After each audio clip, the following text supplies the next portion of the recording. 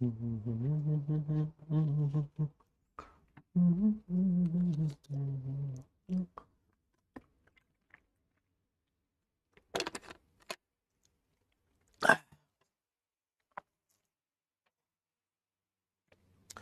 Ji. Hello and welcome to all my dear students. क्या हाल चाल है आप लोगों के, कैसे हैं आप सब लोग? उम्मीद है आप सब लोग बहुत बढ़िया होंगे। एक बार फिर से मैं आप सब लोगों का वेलकम करता हूं लक्ष्य जे 2026 बैच। बहुत शानदार चैप्टर पढ़ रहे हैं, नाम है कोऑर्डिनेशन कंपाउंड्स, और आज इसका लेक्चर नंबर 7 करने वाले हैं। बताइए जनाब, कैसे हैं सब लोग? Very good evening to all of you. नमस्कार आप सब लोगों को।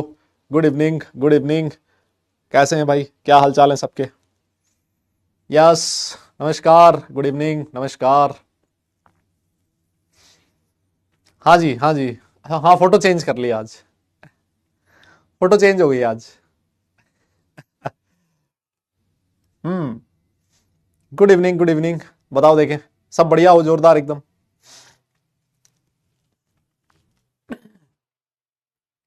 बहुत बढ़िया, क्या बात है, क्या बात है। Very good. अरे मतलब हुआ कुछ नहीं, वो वाली जो फोटो थी ना, वो एक्चुअली बहुत ज्यादा चमकती थी यहाँ। नहीं कि एकदम से बोर्ड पे शाइन मारती थी बहुत ज्यादा, तो इस वजह से फिर इसको मैंने चेंज कर दिया। हाँ, बाकी कोई रीजन नहीं। मतलब ये तो पुरानी फोटो है, ये तो शायद मेरी आपको पीडब्ल्यू में मैक्सिमम जगह पे यही फोटो दिखेगी, है ना? लगभग हर जगह पर यही फोटो लगा रखी है मैंने। ये अच्छी लग रही है। मतलब वो तो देखने वाले की नजर पे है यार, है ना? देखने वाले को पता नहीं क्या अच्छा लग जाए, है ना? वो नजर नजर पे डिपेंड करता है। सारे लोगों को एक चीज थोड़ी ना अच्छी लगती है, और वो सारे लोगों को एक ही चीज अच्छी लगने लगी फिर दिक्कत हो जाएगी। नहीं, तो ऐसा है। हाँ, ये अर्जुना में भी यही थी। हाँ, चलो जी। तो आज लेक्चर नंबर 7 है यार, कोऑर्डिनेशन कंपाउंड्स का, है ना? और लास्ट क्लास में हम लोगों ने इफेक्टिव एटॉमिक नंबर जो था उसको फिनिश कर दिया था, लगभग फिनिश कर दिया था। एक छोटी सी चीज है जो मुझे बतानी है, तो बस थ्योरेटिकल चीज है, उसमें ज्यादा कुछ समझाऊंगा नहीं, बस मैं बताऊंगा। और वो आपके ऐसे मानिए कि सीबीएसई जो आपका बोर्ड है उसमें तो नहीं है, लेकिन ठीक है, एक छोटा सा कहने को हो जाएगा, है ना? कभी डींगे हाँक नहीं हो तुम्हें मोटी मोटी की, ये बताओ। तो ऐसी कोई चीज है वो बता सकते हो आपकी, ऐसे होता है ना? हाँ, कर दें सेशन को स्टार्ट करें, अगर तुम लोग कहो तो। सारे लोग अगर थम्स अप कर दो तो सेशन को कर दिया जाए स्टार्ट, है ना? हाँ, सेशन को कर दिया जाए स्टार्ट, अगर तुम कहो तो। हम्म। चैप्टर खत्म कब होगा? अभी अभी स्टार्ट हुआ है। अभी तो स्टार्ट हुआ है, लगेगा बेटा, इसमें टाइम लगेगा। बड़ा चैप्टर है काफी, है ना? यस, काफी बड़ा चैप्टर है। जैसे अभी लगभग 1.5 लेक्चर हमें लगेगा वैलेंस बॉन्ड थ्योरी समझने में। फिर उसके बाद लगभग 1-1.5 लेक्चर लगेगा हमें क्रिस्टल फील्ड थ्योरी समझने में, सीएफटी समझने में। स्टेबिलिटी ऑफ कॉम्प्लेक्स कंपाउंड वो हम लोग बात करेंगे।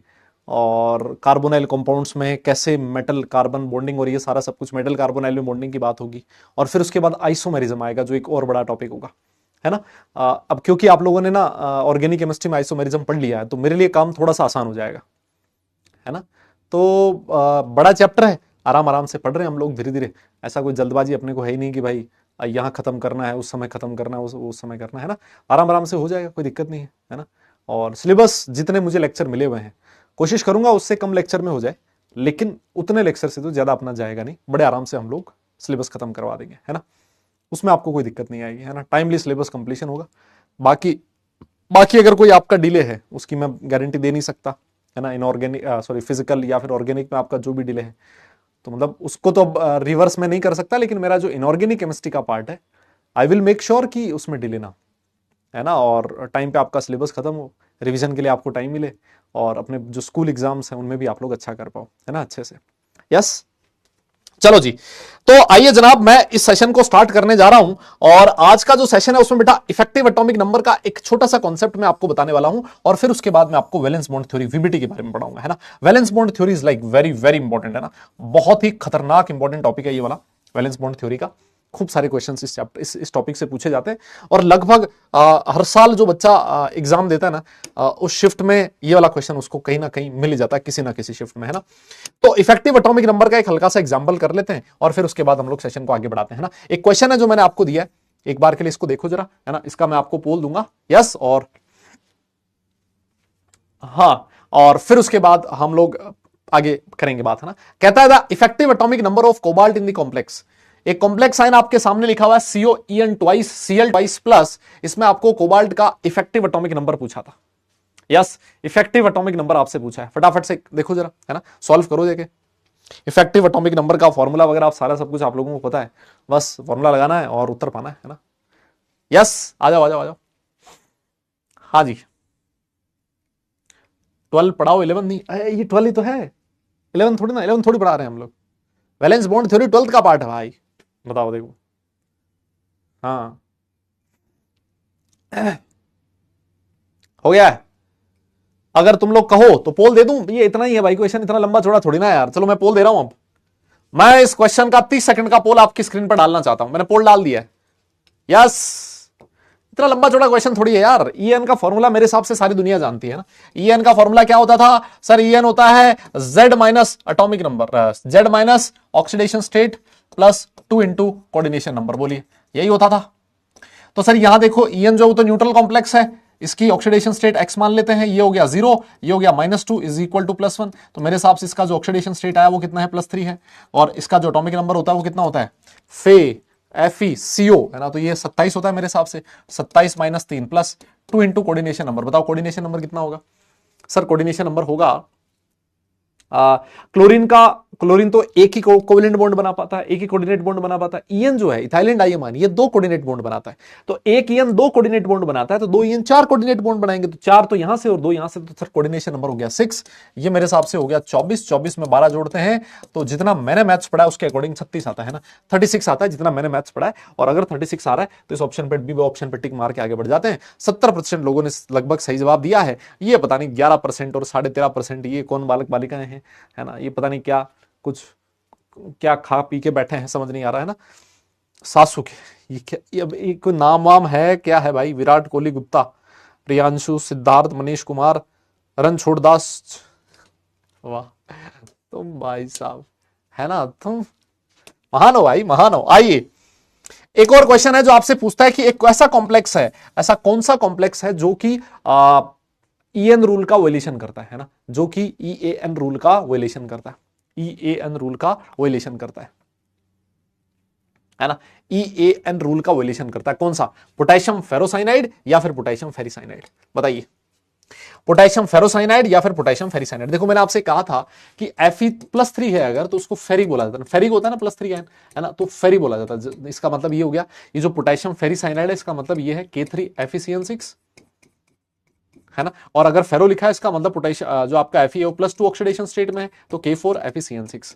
क्या तुम मेरी बात को समझ पा रहे हो? क्या बेटा बोलना पड़ेगा यार, ये चीज सही कह रहा हूं क्या मैं? क्या मैं ये चीज सही कह रहा हूं? और टेट्रोकार्बोनाइल निकल जो है वो तो आप सब लोग जानते ही हो, NiCO4 होता है। यस, हेक्सामाइन कोबाल्ट 3 क्लोराइड, ये हो गया सर कोबाल्ट, ये हो गया सर हेक्सामाइन, और ये हो गया सर Cl3। ये देखो सर, ये बस क्वेश्चन था। बताइए, बहुत आसान, निहायती इजी क्वेश्चन है। और मैं आप लोगों के सामने इस क्वेश्चन का पोल देना चाहता हूं। ये जो क्वेश्चन है ये मैंने आपको लास्ट क्लास में एग्जांपल करवाया था, है ना। ये क्वेश्चन मैंने आपको लास्ट क्लास में एग्जांपल करवाया था। यस, ये क्वेश्चन शायद मैंने आपको लास्ट क्लास में एग्जांपल करवाया था। एक बार फटाफट से आप लोग सॉल्व कीजिए। देखिए जनाब, देखिए जनाब, देखिए देखिए, हो गया क्या? इसमें अगर मैं मान लेते हैं कि ये जो बी ऑप्शन है इसको मैं लेके चलूं, यहां पर Fe का ऑक्सीडेशन स्टेट +3 है, तो अगर मैं EN निकालूं तो इसका एटॉमिक नंबर होता है 26। 26 में से 3 गया और कोऑर्डिनेशन नंबर है 6।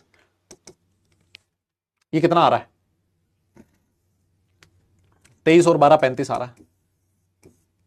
होना कितना चाहिए था? 36, है ना, होना चाहिए था 36। आ कितना आ रहा है? 35। नोबल गैस के कॉन्फ़िगरेशन के इक्वल आना चाहिए था, नहीं आ रहा सर। इसका मतलब EN रूल का वोलेशन है sir. Option number B correct है। 66.67% लोगों ने सही जवाब दिया। अब ये 18% ये कौन लोग हैं भाई? बेटा जी क्यों? अरे इसका तो EN निकाल नहीं सकते क्या तुम लोग? इसका EN निकाल लेना। इसका जो EN है वो ऑक्सीडेशन स्टेट तो 0 आ गया, निकल कितना होता है? 28। 28 28 और 8 कितना हो जाएगा? 28 और 8 तो 36 होता है ना बेटा। इसका तो EN एक नोबल गैस के एटॉमिक नंबर के इक्वल आ रहा है, तो ये वोलेशन क्यों है? वो ऐसी बात है ना सर, किसी ने लिख दिया था ऐसे, सी लिख दिया तो हम तो भेड़े हैं सर। है ना, सी लिख दिया तो हम तो सामने वाली भेड़ जा रही थी, हम उसे उसके पीछे पीछे हो लिए सर, है ना, हमें क्या पता कि वो भेड़ कहाँ जाके गड्ढे में गिरने वाली है, हमें वो टेंशन नहीं सर, हम बस पीछे पीछे चल दिए थे, है ना। और देख लो बाकी लोगों को खुद से होशियार समझने का नतीजा देख रहे हो तुम लोग। ऑप्शन नंबर बी करेक्ट है बेटा जी, है ना। तो ये ऐसे एग्जाम्पल इसमें पूछे जा रहे हैं। लास्ट क्लास में आपको डीपीपी नहीं मिली थी, है ना, लास्ट क्लास में आपको डीपीपी नहीं मिली थी, तो आज मैंने डीपीपी डाली है, तो उस डीपीपी में भी आपको इफेक्टिव एटॉमिक नंबर के क्वेश्चंस मिल जाएंगे, तो वहां से भी अगर आप लोग सॉल्व करना चाहते हो ना, तो वो आप लोग कर सकते हो, ठीक है ना। और मैं आपको जानकारी के लिए ये भी बता दूं कि जो हमारा सिज्विक रूल है ना, जो हमारा सिज्विक रूल है वो आपके सीबीएसई का पार्ट नहीं है। यस, आपके सीबीएसई का पार्ट नहीं। अबे रॉन्ग क्वेश्चन, कुछ नहीं है। ईएन रूल कौन सा है, कौन सा रूल पढ़ा है तुमने, ईएन का सिज्विक ही पढ़ा है, दिखती सी बात है ना, तो वो लिखने की क्या जरूरत है। हाँ, अरे उसको लिखने की क्या जरूरत है, समझ ही नहीं रहे हो तुम लोग। अरे ये लिखने की क्या जरूरत है कि कौन सा मतलब उसका कौन से रूल का वोलेशन है, सिज्विक रूल का वोलेशन है, ये लिखने की क्या जरूरत है। दिखती सी बात है, तुमने रूल एक ही पढ़ा है ना, ईएन रूल में तो रूल एक ही पढ़ा है, सिज्विक का ही पढ़ा है ना, बाकी थोड़ी ना पढ़े, बताओ, है ज्ञानी बन रहे हो ज्यादा। आओ देखो, देखो सर मैं आपको बता दूं, वो एक इन्फॉर्मेशन है, मैं चाहता हूं इसको एज एन इन्फॉर्मेशन ही आप लोग याद रखें ना, ये इन्फॉर्मेशन ही याद रखें, ये फिर आपका उसका पार्ट नहीं है ना, बोर्ड के सिलेबस का पार्ट नहीं है, बस एक इन्फॉर्मेशन है जो मैं आपको दे रहा हूं कि जो एनओ होता है, लिगेंड जो होता है, NO NO NO NO neutral ligand है ना, नाइट्रोसिल जो ग्रुप होता है, जब ये न्यूट्रल लिगेंड की तरह बिहेव करता है तो ये कितने इलेक्ट्रॉन डोनेट करता है, सर ये 3 इलेक्ट्रॉन डोनेट करता है ना। जनरली हम लोगों ने पढ़ा है कि जब एक कोऑर्डिनेट बॉन्ड बनता है तो 2 इलेक्ट्रॉन का डोनेशन होता है ना, लेकिन ये जो एनओ है ये एक ऐसी प्रजाति है, एक ऐसा लिगेंड है जो 3 इलेक्ट्रॉन का डोनेशन करता है। लेकिन अगर मेरे से कोई पूछे एनओ प्लस, तो एनओ प्लस तो 2 इलेक्ट्रॉन डोनेट करेगा, लेकिन जो एनओ है वो 3 इलेक्ट्रॉन डोनर है ना। अब 3 इलेक्ट्रॉन डोनर है, इसके सपोर्ट के लिए ना, इसके सपोर्ट में कुछ रिएक्शंस दी गई थी, है ना। कोई बोले कैसे पता लगा कि 3 इलेक्ट्रॉन डोनर है, तो उसके सपोर्ट में एक रिएक्शन दी गई, देखिए यहां पर। मुझे एक बात बताइए, यहां जो क्रोमियम है बेटा, इस क्रोमियम का इफेक्टिव एटॉमिक नंबर कितना है, या फिर मैं ऐसे बोल दूं कि ये जो क्रोमियम है वो कितने इलेक्ट्रॉन गेन कर रहा है कोबाल्ट से, सॉरी इसके कार्बोनाइल से। आप बोलोगे सर जो कार्बोनाइल है ये एक ऐसा लिगेंड है, एक न्यूट्रल लिगेंड है, एक लिगेंड 2 इलेक्ट्रॉन देता है, तो 2 कार्बोनाइल जो है इसको 12 इलेक्ट्रॉन दे रहे हैं सर, है ना। कितने इलेक्ट्रॉन दे रहे हैं, 12 इलेक्ट्रॉन दे रहे हैं सर। अब हुआ क्या, जब इसकी रिएक्शन एनओ के साथ हुई तो जो 6 कार्बोनाइल थे उसको रिप्लेस कर दिया किसने, एनओ ने, बाकी सब कुछ सेम है। अगर यहां सीओ से इसको 6 इलेक्ट्रॉन 12 इलेक्ट्रॉन मिल रहे थे, तो यहां एनओ से भी इसको 12 इलेक्ट्रॉन मिल रहे होंगे, और 12 इलेक्ट्रॉन अगर 3 एनओ दे रहे हैं, इसका मतलब एक एनओ 3 इलेक्ट्रॉन इसको डोनेट कर रहा होगा।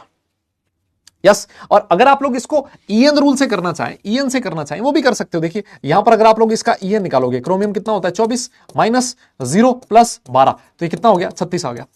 और यहां पर देखिए ईएन, इसका अगर आपको ईएन निकालना है तो सर ये कितना हो जाएगा 26, 24 माइनस 0 प्लस 4 इंटू एक एनओ अगर 3 इलेक्ट्रॉन देगा तब जाके इसका ईएन जो 36 के बराबर आएगा। अगर इधर 36 है इधर भी 36 होगा, लेकिन उसके लिए एनओ को 3 इलेक्ट्रॉन डोनर बनना पड़ेगा। कैसे देता है, क्या हुआ, क्यों नहीं हुआ, उसके बारे में कोई बात नहीं करनी। मैंने आपसे कहा सिर्फ एक इंफॉर्मेशन है, उसको आप लोग याद रखें बस, और मेरे हिसाब से आप लोग याद रख लोगे। छोटी सी इंफॉर्मेशन है ना, हालांकि इसके पूछे जाने की प्रोबेबिलिटी काफी कम है और कभी पूछा भी नहीं गया, लेकिन फिर भी है ना, ये ऐसी चीज है जो कहीं इधर उधर लिखी होती है, कुछ बुक्स में लिखी होती है, और क्या पता कभी अगर एडवांस की उस पर नजर पड़ गई, अच्छा यहाँ पर लिखा है, उठा लो, उठा के तुम्हारी क्वेश्चन में डाल दिया, है ना, तो फिर ऐसी दिक्कत हो सकती है।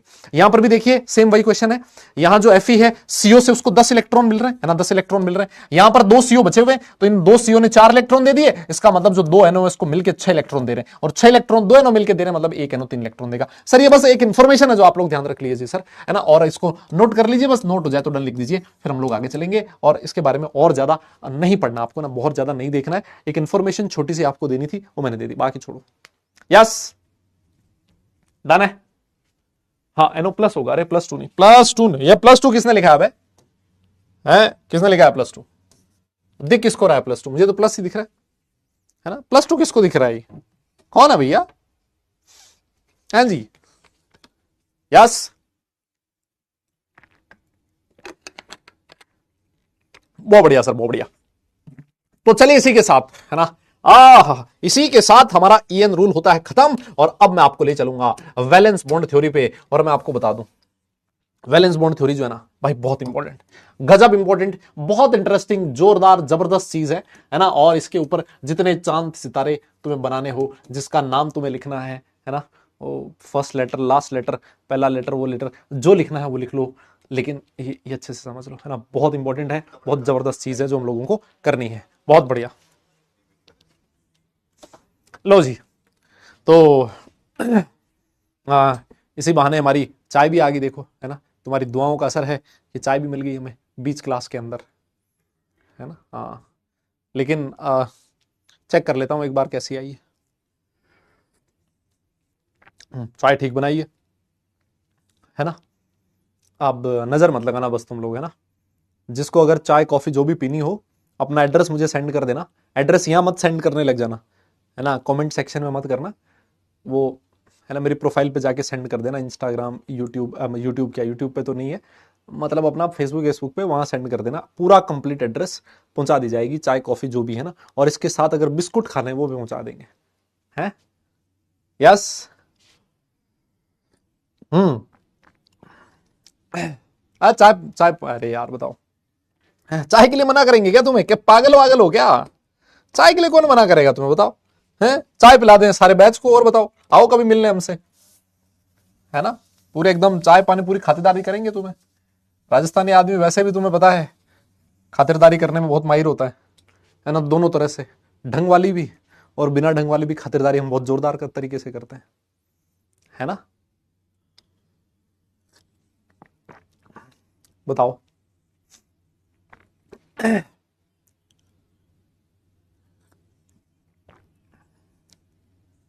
हाँ हाँ, और क्या।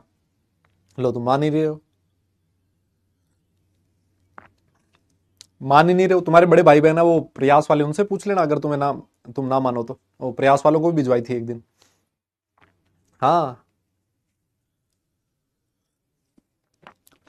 और उसमें ना लिख और देना, अगर कोई बिस्किट चाहिए ना तो कौन सी ब्रांड का बिस्किट चाहिए, कौन सी कंपनी का चाहिए, है ना, कितनी क्वांटिटी में चाहिए। चाय कॉफी में मतलब जो मसाला है चाय में, या फिर जो वो है शुगर कम चाहिए, ज्यादा चाहिए, नहीं चाहिए, मतलब कैसी चाहिए, वो सारा सब कुछ स्पेसिफिकेशन लिख के भेजना मुझे, है ना। फिर पता चले कि भिजवा दे तुम्हें, और फिर तुम बोलो सर इसमें तो चाय ज्यादा हो गई थी, इसमें तो कॉफी ज्यादा हो गई थी, इसमें चीनी ज्यादा हो गई थी। मतलब ऐसा कोई बहाना नहीं सुनना चाहता हूं मैं उसके बाद, है ना। हाँ, आ जाओ, हम लोग वैलेंस बॉन्ड थ्योरी पढ़ लें अगर तुम लोग कहो तो। हम्म, ठीक है भाई। यूपी यूपी भरा पड़ा है, साले यूपी वाले हो क्या सारे ही, हैं। हाँ सर, देश की जनसंख्या में 25-30 करोड़ योगदान तो हमारा ही है, यूपी वालों का ही नहीं। हाँ, तो वो हर जगह हम ही दिखेंगे आगे। चलो आ जाओ, करते हैं।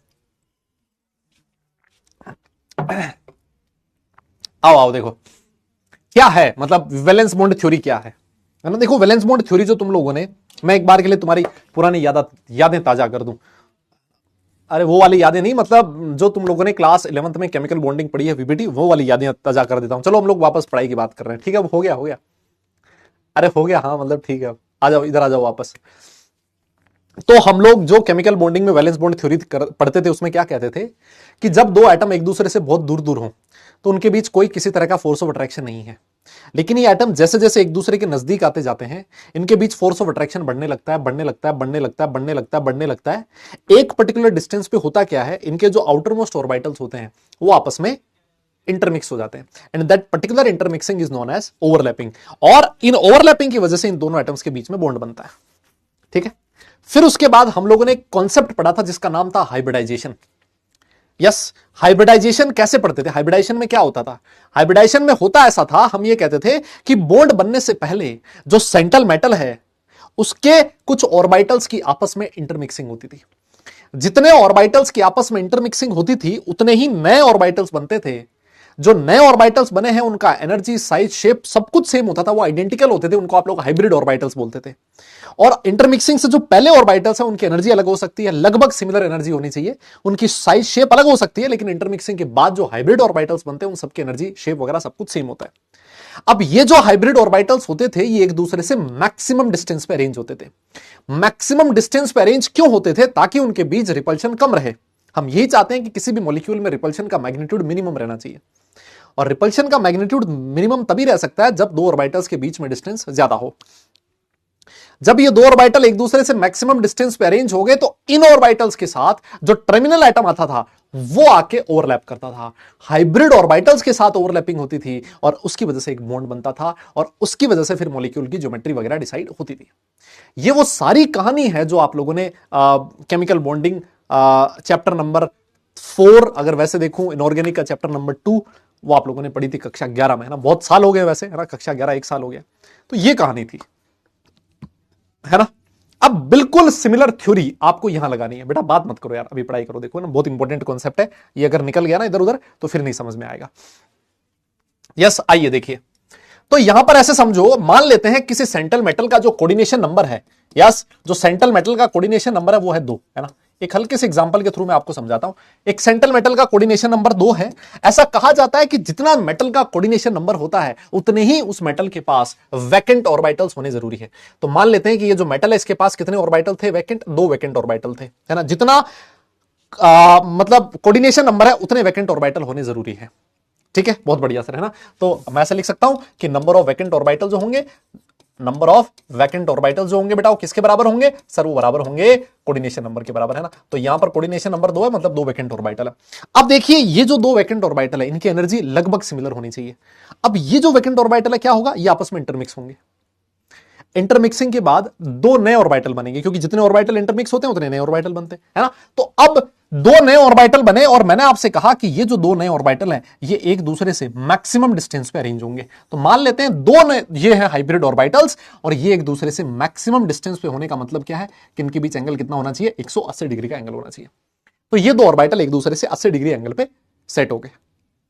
ठीक है, अब क्या होता है? अब आता है आपका लिगेंड, और लिगेंड जो है ये वैकेंट ऑर्बिटल्स है और लिगेंड के पास क्या प्रेजेंट है सर? फील्ड ऑर्बिटल है। लिगेंड के पास क्या प्रेजेंट है? फील्ड ऑर्बिटल है। तो लिगेंड क्या करता है? इस वैकेंट ऑर्बिटल के साथ लिगेंड का फील्ड ऑर्बिटल क्या करेगा? ओवरलैप कर लेगा। ये देखिए ओवरलैपिंग, और इस ओवरलैपिंग की वजह से इस लिगेंड और इस मेटल के बीच एक बॉन्ड बन जाएगा। और ये जो बॉन्ड होगा, यस, ये जो बॉन्ड होगा इसमें बॉन्ड एंगल कितना होगा? 180 डिग्री। और अगर 180 डिग्री है इसका मतलब इसकी जो ज्योमेट्री होगी वो कितनी हो जाएगी? लीनियर हो जाएगी सर। क्या कुछ ऐसा सा कॉन्सेप्ट था जो आप लोगों ने वीबीटी में पढ़ा था कक्षा 11th में? बोलिए बेटा, इसमें कोई इक्वेटोरियल एक्सियल नहीं होता है ना, इक्वेटोरियल एक्सियल वगैरह नहीं होता है। यस, मेरी बात समझ में आ रही? इसे लिखना भी है और इसको समझना भी है।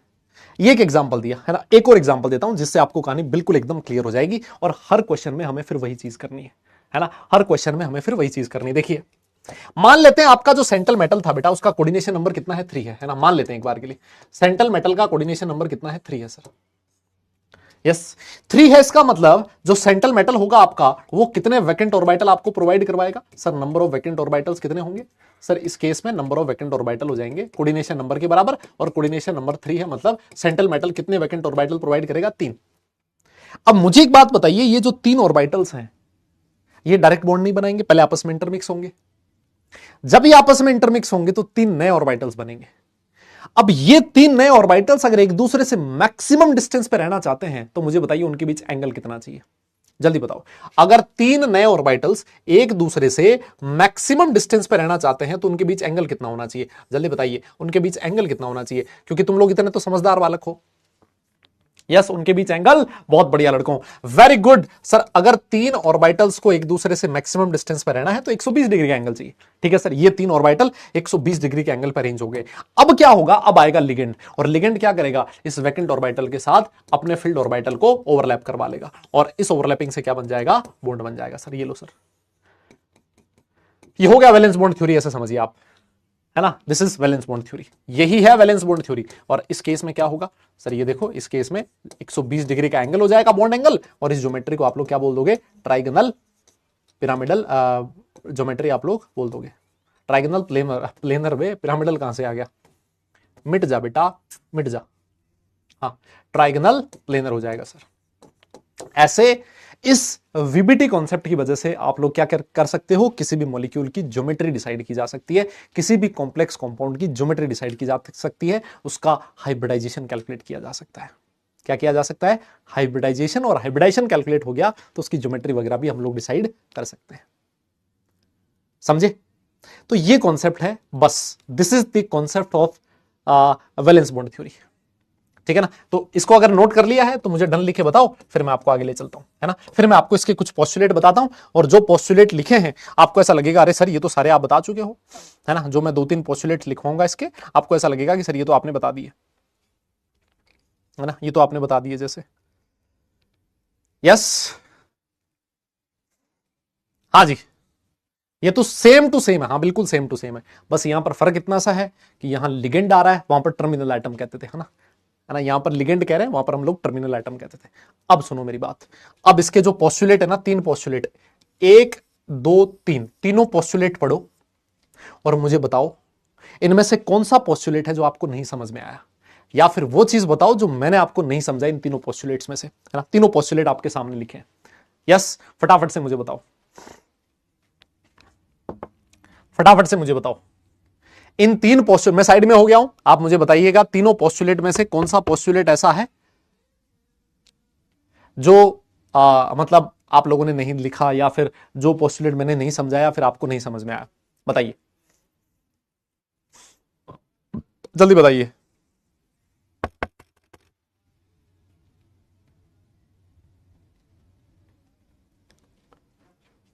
जल्दी बताइए कौन सा 4th नंबर? मुझे पता है 10 साल ऐसे उल्टे सीधे जवाब दोगे तुम। हाँ, अरे सही से पूछ रहा हूं, बता दो कौन सा नहीं समझ में आया। हाँ, सही सही पूछ रहा हूं, बता दो अभी तो कौन सा नहीं समझ में आया, फिर तुम बोलोगे सर ने बताया नहीं था मैं अच्छे से।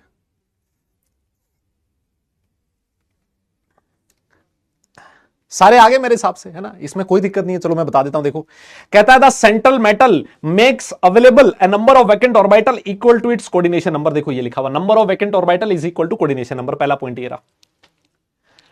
Empty orbitals undergo hybridization and equal number of hybrid orbitals are obtained having specific geometry। देखिए, 2 ऑर्बिटल इंटरमिक्स हुए, 2 नए हाइब्रिड ऑर्बिटल्स मिले, इनकी ज्योमेट्री स्पेसिफिक है, 2 इनके बीच एंगल 180 डिग्री का है, तो ज्योमेट्री लीनियर हो जाएगी, स्पेसिफिक ज्योमेट्री। बहुत बढ़िया सर, ये भी समझ में आ गया।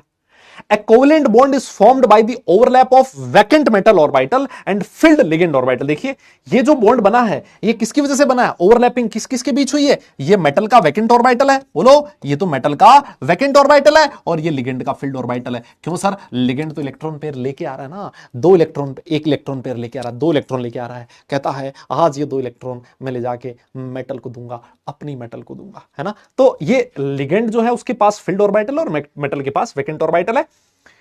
This complete overlap leads to the formation of a metal ligand bond, है ना? उसकी वजह से एक बॉन्ड बन जाता है, खत्म। अरे मेरी बात समझ में आ रही है क्या आपको? हाँ लिख लो भाई, लिख लो, चलो लिख लो यार, लिखना ज्यादा जरूरी है, साला समझना समझना तो गया भाड़ में। सर लेकिन कोऑर्डिनेट बॉन्ड में तो कोऑर्डिनेट बॉन्ड बनता है तो कोवेलेंट कैसे? वाह वाह वाह वाह, ये कौन था बे? इसका नाम ऊपर निकल गया, वरना मैं, अबे ओ, समझ नहीं रहे हो तुम लोग। कोवेलेंट बॉन्ड जो है ना वो एक कोऑर्डिनेट बॉन्ड है, वो एक तरह का कोवेलेंट बॉन्ड ही है। Covalent bond is a coordinate bond is a special type of covalent bond in which both the electrons are shared by a single atom. बताओ, और ये 11वीं कक्षा पास कर गए हैं बेटा, मुझे लग नहीं रहा ईमानदारी से तुम लोग पास करके आए हो, है ना? मुझे लग नहीं रहा तुम लोग पास करके आए हो ईमानदारी से, है ना? ये मुझे लग रहा है कुछ अलग जुगाड़ किया तुम लोगों ने। हाँ,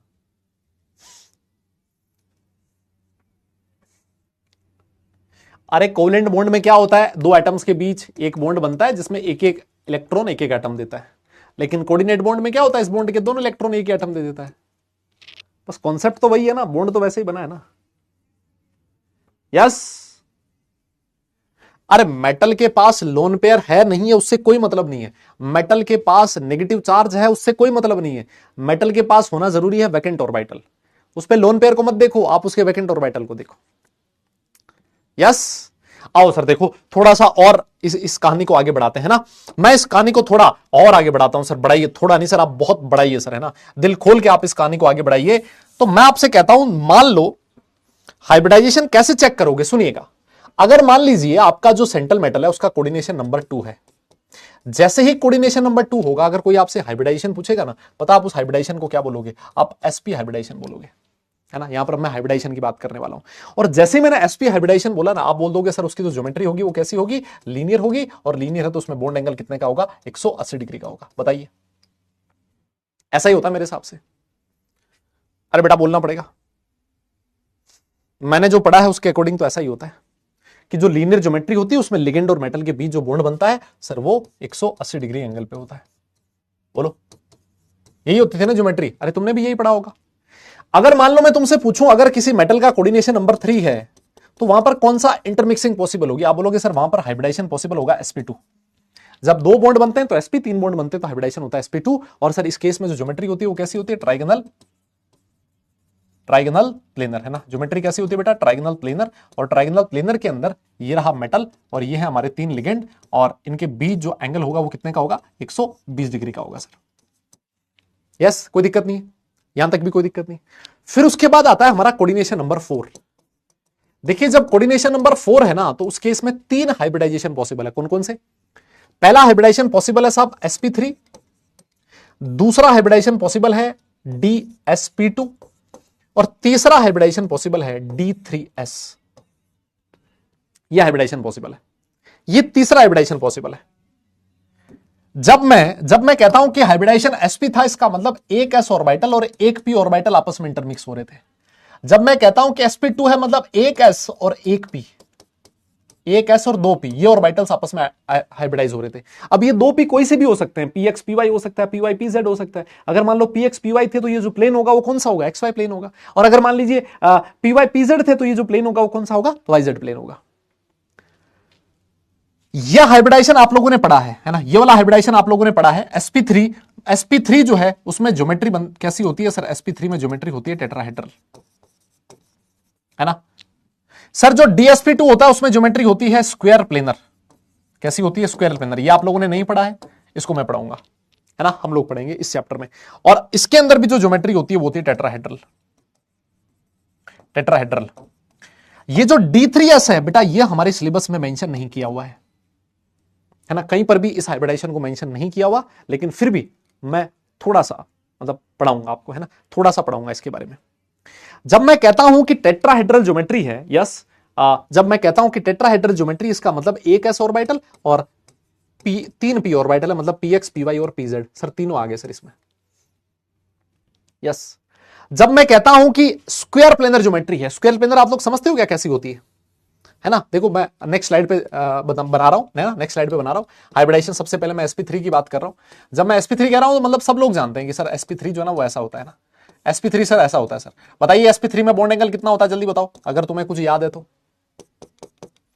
हाँ, sp3 में बॉन्ड एंगल कैसा होता है? बताओ, जल्दी बताओ, बॉन्ड एंगल कितना होता है? जल्दी बताओ, देखिए कितने लोगों को याद है sp3 में बॉन्ड एंगल?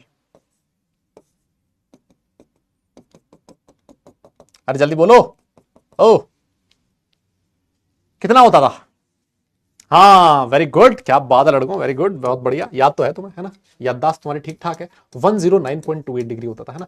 और तुम में से मुझे पता है कई लोग होंगे जो 90 डिग्री भी लिखेंगे, मुझे पता है तुम में से कई लोग महानुभाव, है ना। 109.28 डिग्री, है ना, ये होता था सर, ये बहुत बढ़िया था। और इसमें मुझे बताने की जरूरत नहीं ना, 3p है इसका मतलब, है ना, बाहर वाला s और बाहर वाले 3p, px py और pz, ये काम में आ जाएगा सर। देखिए, जब मैं कहता हूं हाइब्रिडाइजेशन dsp2 है, सोचिए अगर d पहले लिखा है ना, सुनिएगा इसका मतलब क्या है। अगर d, कोई हाइब्रिडाइजेशन d से स्टार्ट हो रहा है, d अगर पहले लिखा है, इसका मतलब क्या है? इसका मतलब यह है कि जब यह इंटरमिक्सिंग होगी तो इसमें n-1d ऑर्बिटल यूज होगा इंटरमिक्सिंग में,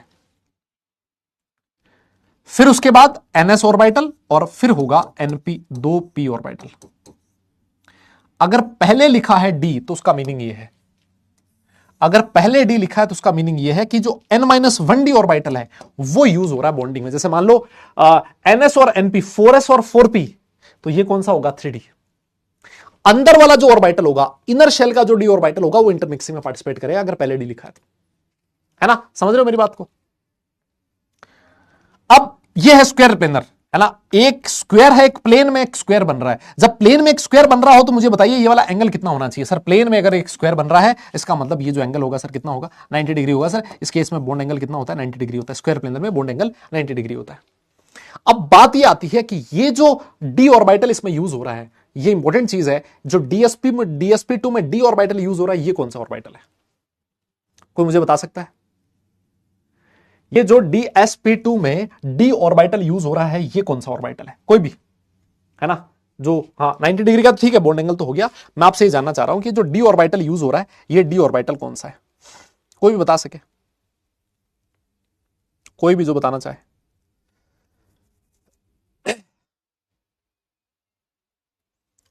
कोई भी जो बताना चाहे कौन सा है। देखिए मैं आपको बताऊं, इसके अंदर जो डी ऑर्बिटल यूज होता है बेटा, वो यूज होता है dx2y2 ऑर्बिटल यूज होगा, और यहां पर जो p आएगा वो फिर x और py आएगा। अब आप में से बच्चा बोलेगा साहब ऐसा क्यों, dx2y2 ही क्यों यूज हुआ। देखिए आप लोगों ने ये पढ़ा है कि जो dx2y2 होता है, उसके जो लोब्स होते हैं वो x और y एक्सिस के ऊपर होते हैं, है ना। ये आप लोगों ने पढ़ा 11th क्लास में। dx2y2 में इलेक्ट्रॉन डेंसिटी x और y एक्सिस पे प्रेजेंट होती है। यस, तो होता क्या है, अगर आप dx2y2 ऑर्बिटल यूज करते हो d का, तो आपका जो लिगेंड है वो कहां से आएगा, वो एक लिगेंड आ रहा है x और y डायरेक्शन से। सोचिए लिगेंड जो होगा, देखिए अगर मैं बॉन्ड एंगल कह रहा हूं 90 डिग्री का, इसका मतलब लिगेंड कहां से आ रहा है, +x -x +y -y से लिगेंड अप्रोच कर रहा है मेटल की तरफ।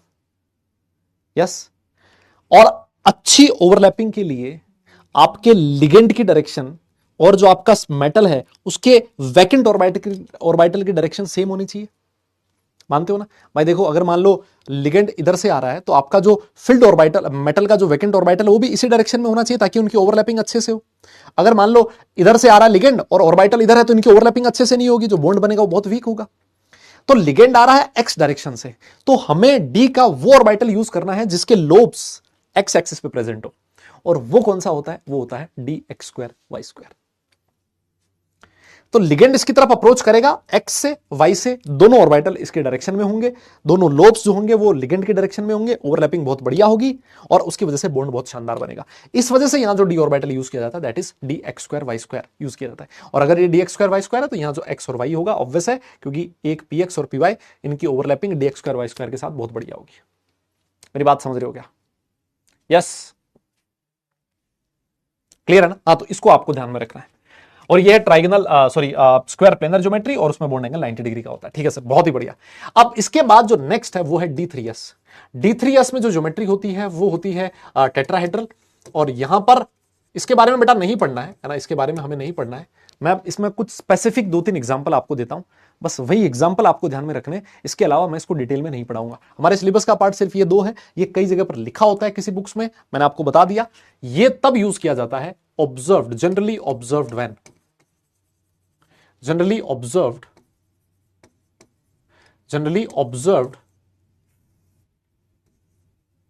और ये आपके बोर्ड के सिलेबस में तो बिल्कुल भी नहीं है ना। Generally observed for D0 configuration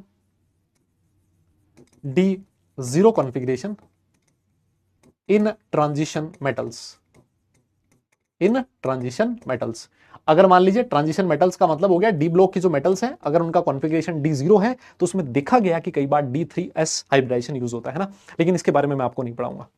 जैसे अगर मैं एग्जांपल दूं MnO4- है ना, यहां MnO4- Mn की ऑक्सीडेशन स्टेट +7 है, और आप देखोगे +7 में Mn का जो कॉन्फ़िगरेशन होगा वो D0 कॉन्फ़िगरेशन होगा ना। आप लोग चाहें तो चेक कर सकते हैं। जैसे मान लीजिए डाइक्रोमेट आयन Cr2O72-, यहां पर भी क्रोमियम जो है वो +6 ऑक्सीडेशन स्टेट में है, और +6 का मतलब इसका कॉन्फ़िगरेशन भी D0 कॉन्फ़िगरेशन होगा, है ना। तो इसमें और भी एग्जांपल आप लोग लिख सकते हो, Cr4 2- हो गया, है ना, TiCl4 हो गया, यस, VO4 3- हो गया, जहां पर हर जगह पर आपका डी ब्लॉक का जो मेटल है वो D0 कॉन्फ़िगरेशन में है, उसका कोऑर्डिनेशन नंबर 4 है, तो वो इस कैटेगरी में आ सकता है। यस, हाँ, डन। तो यहां पर जो डी ऑर्बिटल यूज होता है ना बेटा, वो कौन सा होता है, n-1 dxy plus n-1 dyz plus n-1 dzx, है ना। ये ऑर्बिटल्स यूज होते हैं इस केस में। ठीक है, लेकिन इसको डिटेल में हमें नहीं करना है ना, इसको हमें डिटेल में नहीं करना है बेटा। यस, D0 क्या है? अच्छा अच्छा, ये भी बताऊं क्या? ओ भाई साहब, D0 क्या है बेटा? देखो देखो देखो, मैं आपको बताता हूं, रुको रुको, ये तो पूरा बताना पड़ेगा ना, है ना। कह रहा D0 is impossible to exist, देख रहे हो, वाह, मैं थप्पड़ मार दूं ना लपेड़ एकदम से। D0 कॉन्फ़िगरेशन है बे बेशर्मो, हाँ ये डाउट पूछोगे तो मुझे उम्मीद नहीं थी। आओ देखो, Mn जो होता है ना, इसका एटॉमिक नंबर कितना होता है सर? Mn का एटॉमिक नंबर होता है सर 24 है ना। इसका इलेक्ट्रॉनिक कॉन्फ़िगरेशन 25 होता है सर, कैसी बात कर रहे हो? इसका इलेक्ट्रॉनिक कॉन्फ़िगरेशन होता है Ar 4s2 3d5 है ना, ये हो गया सर Mn। यहां MnO4 माइनस में Mn की ऑक्सीडेशन स्टेट है +7, अगर मैं +7 लिख दूंगा यहां Mn+7 का मतलब सर 7 इलेक्ट्रॉन उड़ गए, तो 7 कहां से उड़ेंगे? ये तो उड़ेंगे। लो सर, ये आ गया Ar सर, S में बचा 0, D में बचा 0, दैट इज D0 कॉन्फ़िगरेशन। दिख रहा तुम्हें? D0 कॉन्फ़िगरेशन, यहां D0 कॉन्फ़िगरेशन है सेंट्रल मेटल का, नहीं समझे तुम? हाँ, अबे गधो क्यों नहीं बनेगा? D0 क्यों नहीं बनेगा? कार्बन का कॉन्फ़िगरेशन D0 नहीं होता क्या? कार्बन में d ऑर्बिटल होता है क्या भरा हुआ? नहीं होता ना, जरूरी थोड़ी D में इलेक्ट्रॉन होना जरूरी है। मैं थप्पड़ मारूंगा एक। हाँ यस, आओ देखो क्रोमियम में देख लो, ये सेम चीज। अरे भैया, क्रोमियम जो होता है उसका इलेक्ट्रॉनिक कॉन्फ़िगरेशन होता है Ar4s1 3d5, और सर यहां क्रोमियम का ऑक्सीडेशन स्टेट +6 है। जब आप +6 लिखोगे तो सर 6 इलेक्ट्रॉन उड़ गए सर, S में भी 0 और D में भी 0, खत्म हो गया सर मामला। ये भी D0 कॉन्फ़िगरेशन है, ये होता है D0 कॉन्फ़िगरेशन। समझे नहीं तुम लोग? अरे यार बोलो ना यार। यस, अरे तो D में इलेक्ट्रॉन होना जरूरी नहीं है ना। कोई कह रहा सर कैसे हो, D0 कैसे, D0 कैसे होगा? D0 क्यों नहीं होगा? दिक्कत क्या है D0 नहीं होने में, है बताओ? यस, है ना, ये नोट करो बेटा, इतना नोट करो, फिर हम लोग आगे चलते हैं। मैं फिर कोऑर्डिनेशन नंबर 5 के बारे में बताऊंगा आपको, है ना, इतना नोट कीजिए, फिर मैं आपको कोऑर्डिनेशन नंबर 5 पे ले चलता हूं। फिर मैं आपको कोऑर्डिनेशन नंबर 5 पे ले चलता हूं।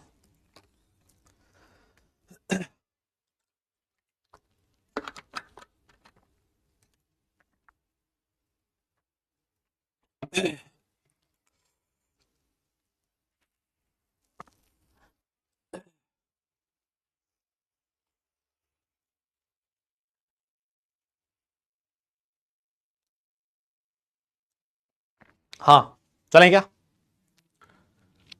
चलें। अभी बच्चे ने लिखा कि सर इलेक्ट्रॉन जो है इस केस में जो आपका लिगेंड है वो जेड से भी तो आ सकता है। बिल्कुल आ सकता है, जेड से भी आ सकता है।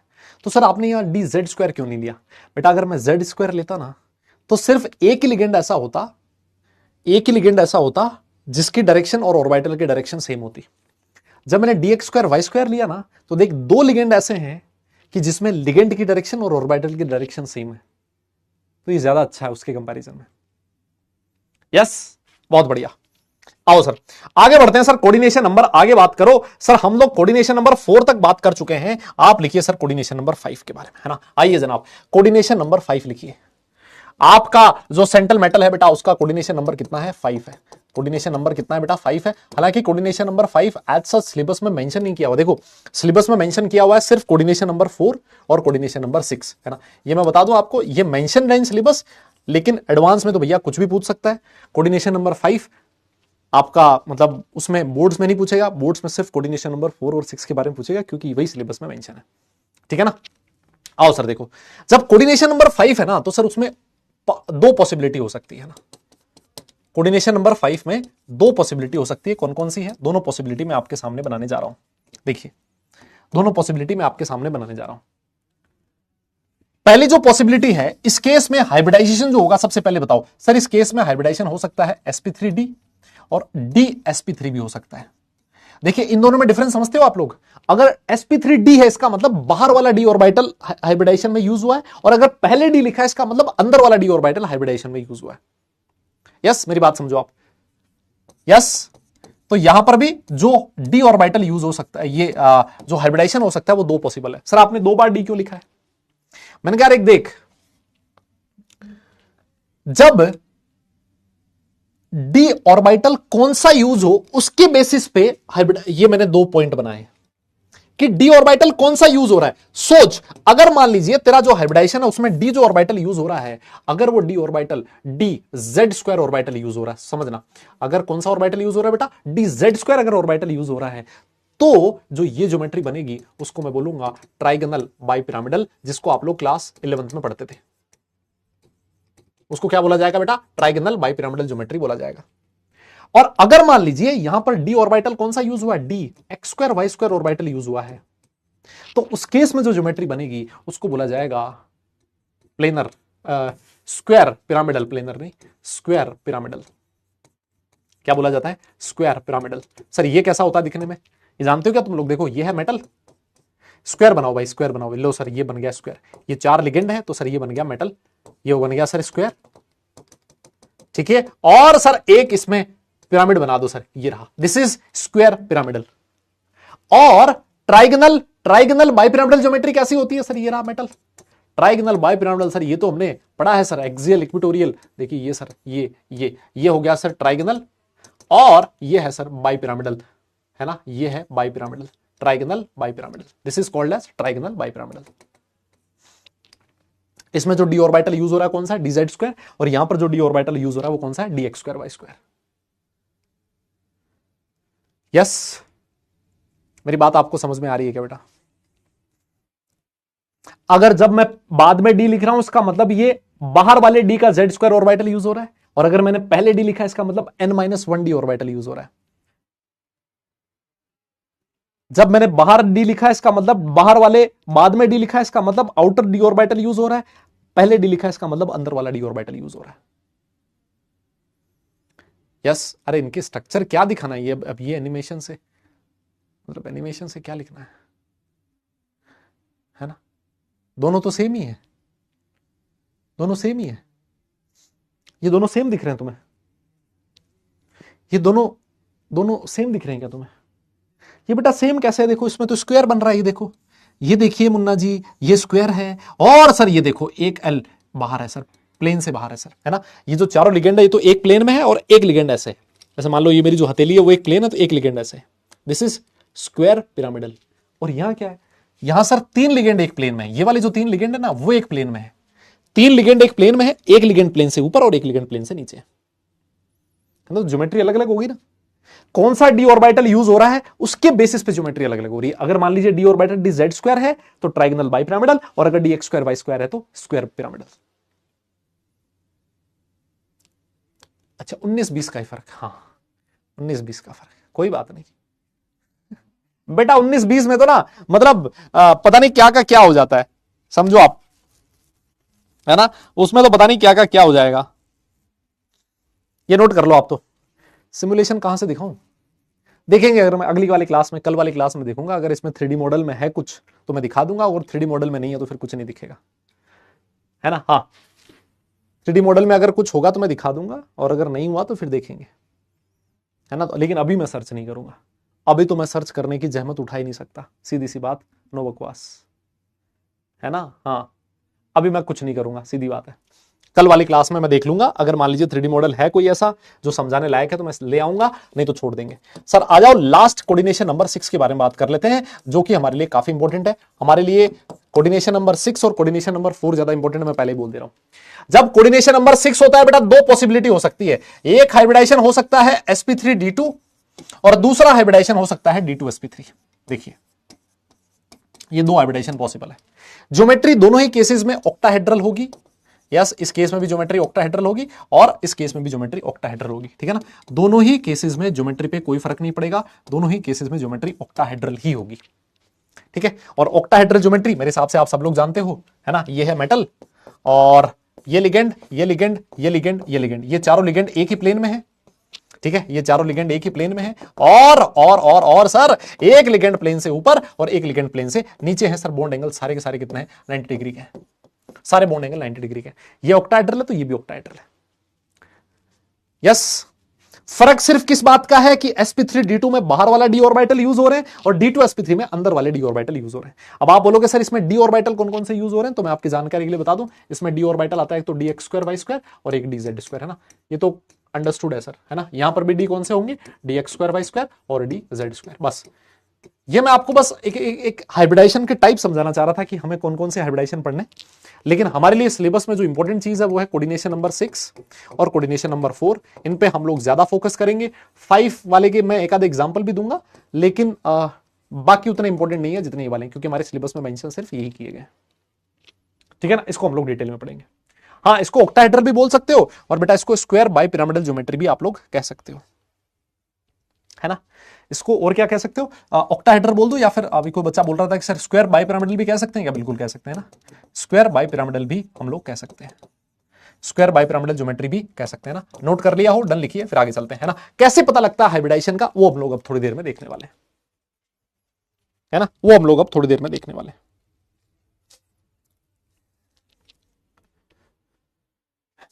यहां पर जो डी ऑर्बिटल यूज हो रहा है, मैं फिर कह देता हूं, n-1d यूज हो रहा है ना, n-1d, और ये वाला जो डी ऑर्बिटल है वो nd ऑर्बिटल यूज हो रहा है ना। नोट हो गया होगा मेरे हिसाब से। डिफरेंस कुछ भी नहीं है बेटा, कोई डिफरेंस नहीं है, नाम है बस, है ना। ऑक्टाहेड्रल कह दो, आपकी श्रद्धा है, स्क्वायर बाइपिरामिडल कह दो, आपकी श्रद्धा ना, जो आप लोग कहना चाहो वो आप लोग कह सकते हो, ठीक है। देखिए, मैं यहां पर एक पॉइंट लिखना चाहता हूं, और वो पॉइंट ये है कि अगर मान लीजिए if n-1d orbitals are used, है ना, orbitals are used in hybridization, अगर मान लीजिए n-1d ऑर्बिटल यूज हो रहा है हाइब्रिडाइजेशन में, तो ऐसे जो कॉम्प्लेक्स बनेंगे, है ना, ऐसे जो कॉम्प्लेक्स बनेंगे उनको क्या बोला जाता है? इनर ऑर्बिटल कॉम्प्लेक्स बोला जाता है। उनको क्या बोला जाएगा? इनर ऑर्बिटल कॉम्प्लेक्स बोला जाएगा। तो अगर कहीं पर भी आज के बाद ऐसा लिखा हुआ मिल जाए ना कि इनर ऑर्बिटल कॉम्प्लेक्स है, तो आप क्या समझ जाओगे? इसका मतलब अंदर वाला डी ऑर्बिटल यूज हो रहा है ना। तो इसका मतलब यहां पर हाइब्रिडेशन कौन कौन सा हो सकता है? देखो, DsP2 में अंदर वाला डी ऑर्बिटल यूज होता है, यस, DsP3 में होता है, और सर D2sP3 में होता है ना। यहां से हमारा इनर ऑर्बिटल कॉम्प्लेक्स बनेगा, यस। और अगर मान लीजिए बाहर वाला डी ऑर्बिटल यूज हो रहा हो, if nd orbitals are used, है ना, if nd orbitals are used in hybridization, तो ऐसे कॉम्प्लेक्स को क्या बोलोगे आप लोग? सर उसको बोला जाएगा आउटर ऑर्बिटल कॉम्प्लेक्स, है ना। उसको क्या बोला जाएगा? Outer orbital complex, outer orbital complex उसको नाम दिया जाएगा। और मतलब हाइब्रिडाइजेशन कौन सा? sp3d हो गया, या फिर sp3d2 हो गया। ये बस नाम है जो आपको ध्यान में रखने, है ना, जो आपको ध्यान में रखने। अच्छा, मुझे एक बात बताइए, क्या आपको पता है पैरामैग्नेटिक सब्सटेंसेस क्या होते हैं, है ना? और क्या आपको पता है डायमैग्नेटिक सब्सटेंसेस क्या होते हैं? जल्दी से बताइए। अरे इनके नाम पहले भी सुने सुने लग रहे हैं, या आज ही सुने सुने लग रहे हैं? जल्दी बताओ। हाँ, मैं बताऊंगा ना कैसे पता लगेगा। अभी आप लोग लिख लो, बस जो मैं बोल रहा हूं ना उसको आप लोग लिख लो, कैसे पता लगेगा मैं बताऊंगा, है ना। तुम उसकी चिंता मत करो, है ना, तुम उसकी चिंता मत करो, मैं बताऊंगा। यस, बहुत बढ़िया सर। अरे पैरामैग्नेटिक सब्सटेंसेस ऐसे सब्सटेंसेस होते हैं जिनके पास क्या प्रेजेंट होता है? At least one unpaired electron present होता है। अरे सर कैसी बात कर रहे हो, ये हमें पहले से पता है, 11th क्लास पास करके आए सर हम, है ना। और अगर मान लो कोई सब्सटेंस डायमैग्नेटिक है, मतलब उसके पास सर कोई अनपेयर्ड इलेक्ट्रॉन नहीं है सर, नो अनपेयर्ड इलेक्ट्रॉन है। मजा आ गया सर, क्या बात है। अच्छा, तो एक बात और बता दो, आप लोगों ने एक फॉर्मूला पढ़ा है क्या स्पिन मैग्नेटिक मोमेंट का? सर ना, मतलब बुरा मत मानना, नाम सुना सुना तो लग रहा है सर, लेकिन कुछ याद नहीं आ रहा सर, है ना। ये स्पिन मैग्नेटिक मोमेंट 2 बार पढ़ते हो, फिजिक्स में भी और केमिस्ट्री में भी। इसको म्यू एस से दिखाया जाता है। कुछ याद आ रहा है क्या? अरे बेटा, स्पिन मैग्नेटिक मोमेंट का फॉर्मूला हुआ करता था √n×n+2। बोहर मैग्नेटोन इसकी यूनिट हुआ करती थी, याद आया कुछ? बोहर मैग्नेटोन, ये बीएम बैच मैनेजर नहीं है बे, ये बोहर मैग्नेटोन है। और ये जो n था, n होता था number of unpaired electrons, number of unpaired electrons. अब अगर किसी ने बोल दिया कि हमने नहीं पढ़ा है, मैं भाई लपेट मार दूंगा एक, क्योंकि ये सारी कैलकुलेशन एमओटी में तुम लोग करते थे कि बताइए पैरामैग्नेटिक कौन है, डायमैग्नेटिक कौन है, किसका मैग्नेटिक मोमेंट ज्यादा है, किसका मैग्नेटिक मोमेंट कम है। क्लास 11th याद कीजिए, यस। हाँ, इसको नोट कर लो, और अगर नोट हो जाए तो फिर डन लिखो, है ना। नोट हो जाए तो डन लिखो, नोट हो जाए तो डन लिखो फटाफट से, नोट हो जाए तो डन लिखो। अब मैं आपको आगे ले चलूंगा। ये कुछ जानकारी है बेटा, ये छोटी छोटी इंफॉर्मेशन है जो आपको हाइब्रिडाइजेशन कैलकुलेशन में काम में आएगी, है ना। ये वो जानकारी है जो आपको काम में आएगी जब हम लोग हाइब्रिडाइजेशन कैलकुलेट करेंगे उस केस में, है ना। तो वो मैं जानकारी से आपको रूबरू करवा रहा हूं पहले, है ना, उस जानकारी से मैं आपको पहले रूबरू करवा रहा हूं, क्योंकि अगर ये नहीं पता होगा ना तो फिर हमें हाइब्रिडाइजेशन वगैरह कैलकुलेट करने में दिक्कत आएगी। ठीक है सर। अब सर एक चीज और बता दो सर, ये जो लिगेंड होते हैं क्या मैं उसको क्लासिफाई कर सकता हूं क्या? सर लिगेंड को हमने क्लासिफाई किया तो था, मैंने कहा यार मैं एक और तरीके से करना चाहता हूं। बोले कैसे? मैं लिगेंड को दो तरह से क्लासिफाई करना चाहता हूं। एक लिगेंड को मैं बोलूंगा स्ट्रॉन्ग फील्ड लिगेंड्स, या फिर नॉर्मली इनको स्ट्रॉन्ग लिगेंड्स भी कहा जाता है, एक ही बात है ना, आपकी श्रद्धा है आप क्या कहते हो, स्ट्रॉन्ग फील्ड लिगेंड्स, एसएफएल बोल दूंगा ना, शॉर्टकट का जमाना है आजकल। और एक जो दूसरी कैटेगरी होगी सर वो होगा वीक फील्ड लिगेंड्स। सर ये आपने किस बेसिस पे, ये आपने किस बेसिस पे मतलब क्लासिफाई किया इनको? स्ट्रॉन्ग लिगेंड का मतलब क्या है? मैंने कहा स्ट्रॉन्ग लिगेंड का मतलब, देख लिगेंड का काम क्या है? बोले सर लिगेंड का काम है मेटल को इलेक्ट्रॉन पेयर डोनेट करना। तो अगर मान लो आपका लिगेंड मेटल को इलेक्ट्रॉन पेयर डोनेट करने की टेंडेंसी ज्यादा रखता हो, वो ज्यादा इलेक्ट्रॉन डोनेट करता हो, इसका मतलब वो स्ट्रॉन्ग लिगेंड है। और एक मेटल ऐसा है जो बोले डोनेट तो करना है लेकिन आज मन नहीं है, कर देंगे तो कर देंगे, नहीं तो नहीं करेंगे, जिसकी इलेक्ट्रॉन डोनेट करने की टेंडेंसी कम हो सर वो वीक लिगेंड है। इस बेसिस पे मैंने लिगेंड को क्लासिफाई किया। स्ट्रॉन्ग और वीक का मतलब अभी के लिए आपको ये ध्यान में रखना है। अरे बीएम यूनिट होती है भाई, बोहर मैग्नेटॉन।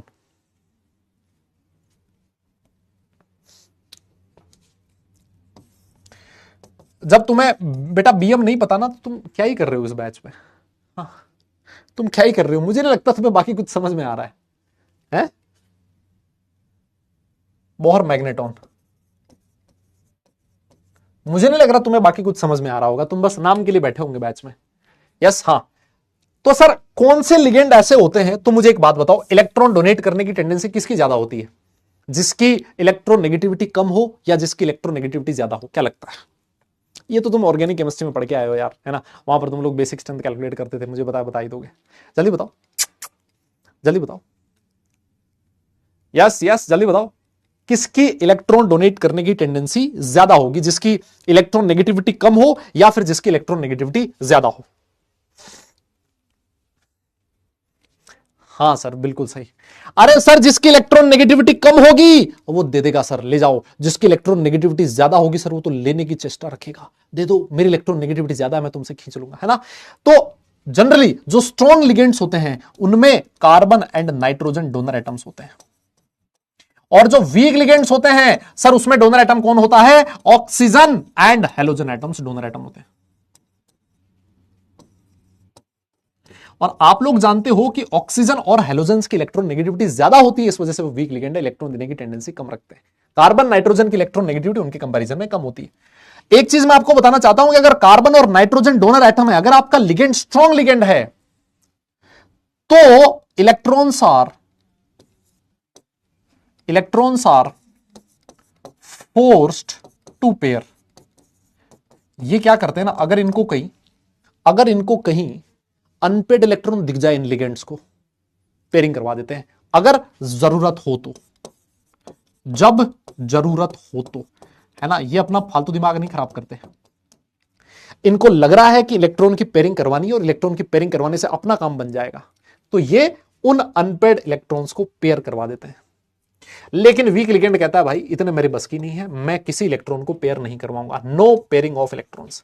सर ये पेयरिंग और अनपेयरिंग का क्या मतलब है मैं बताऊंगा, थोड़ा सा वेट कीजिए, जब मैं आपको एग्जांपल दूंगा ना, है ना, मैं एग्जांपल दूंगा तब मैं आपको बताऊंगा। एग्जांपल्स अगर आप लोग लिखना चाहें स्ट्रॉन्ग लिगेंड के तो अच्छे एग्जांपल जैसे CO हो गया, NH3 हो गया, यस CN माइनस हो गया, ये इस कैटेगरी के एग्जांपल्स हैं। EN हो गया, ये तो आपको याद ही रख लेने हैं, रट लेने हैं, क्योंकि इन पे सबसे ज्यादा क्वेश्चंस पूछे जाते हैं। और अगर आप लोग मेरे से वीक लिगेंड के एग्जांपल्स जानना चाहते हैं तो बहुत सारे एग्जांपल्स हैं, Cl minus, Br minus, H2O, ये इस कैटेगरी में आ सकते हैं जहां पर ऑक्सीजन वगैरह लिगेंड हो।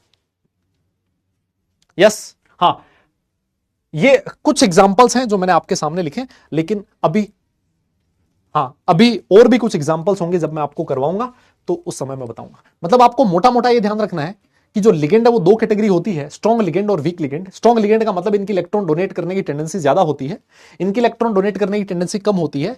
अगर इलेक्ट्रॉन नेगेटिविटी कम है, कार्बन और नाइट्रोजन डोनर एटम है, तो वो जनरली इस कैटेगरी में आएगा। और ये क्या करते हैं, इलेक्ट्रॉन्स को पेयर करवा देते हैं, फोर्स पेयरिंग करवा देते हैं, और यहां पर कोई पेयरिंग ऑफ इलेक्ट्रॉन नहीं होती। ठीक है ना। अभी मैं एग्जांपल्स भी दूंगा और भी, है ना, वीक और स्ट्रॉन्ग के। अभी के लिए एक बार के लिए इतना नोट कीजिए, नोट हो जाए तो डन लिखिए, है ना। देखो बेटा, ये जो चीज है ना, आज वाली चीज, ये मैं बिना फालतू बकवास किए पढ़ा रहा हूं क्योंकि ये इतना रिलेटेड है ना एक दूसरे से, इतना रिलेटेड है एक दूसरे से ना कि मतलब जब हम लोग इसको सीक्वेंस में समझेंगे ना, एक कहानी की तरह समझेंगे ना, तब समझ में आएगा अच्छे से, है ना। तो एक बार के लिए आप लोग लिखो, है ना, इसको लिखो, फिर मैं आगे चलता हूं।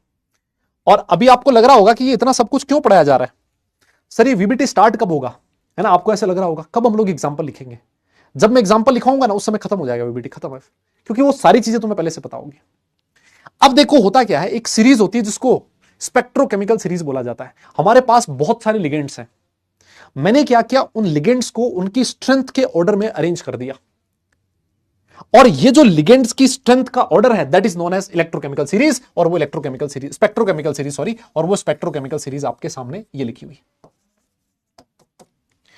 आप देखिए बहुत सारे लिगेंड्स हैं, बहुत सारे लिगेंड्स हैं। इन लिगेंड्स को मैंने क्या किया है, उनकी स्ट्रेंथ के इंक्रीजिंग ऑर्डर में अरेंज कर दिया। देखो उनकी स्ट्रेंथ के इंक्रीजिंग ऑर्डर में अरेंज कर दिया कि ये जो हेलोजेंस हैं वो पीछे आ रहे हैं, है ना, ये वीक लिगेंड्स हैं। आप देखिए कार्बन डोनर, नाइट्रोजन डोनर, यहां पर भी नाइट्रोजन डोनर, यहां nitrogen donor, nitrogen donor, nitrogen donor, nitrogen donor. ये जनरली जो कार्बन और नाइट्रोजन डोनर है वो कहां आ रहा है, वो सर स्ट्रॉन्ग लिगेंड वाली कैटेगरी में आ रहा है ना। तो अब जैसे ही ये सीरीज देखता है बच्चा, है ना, जैसे ही ये सीरीज देखता है बच्चे को लगता है सर ये मैं कैसे याद करूंगा।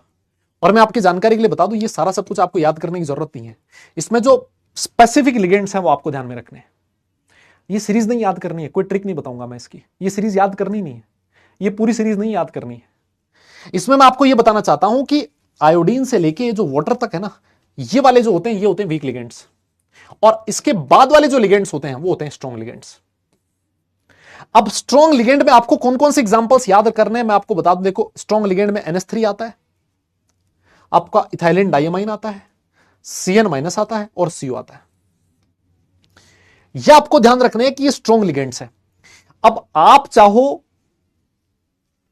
तो स्ट्रॉन्ग वाले याद रख लो और आप चाहो तो वीक वाले याद रख लो। मेरे हिसाब से अगर आप लोग स्ट्रॉन्ग वाले याद रख लेते हो तो वीक वाले अपने आप ही याद हो जाएंगे।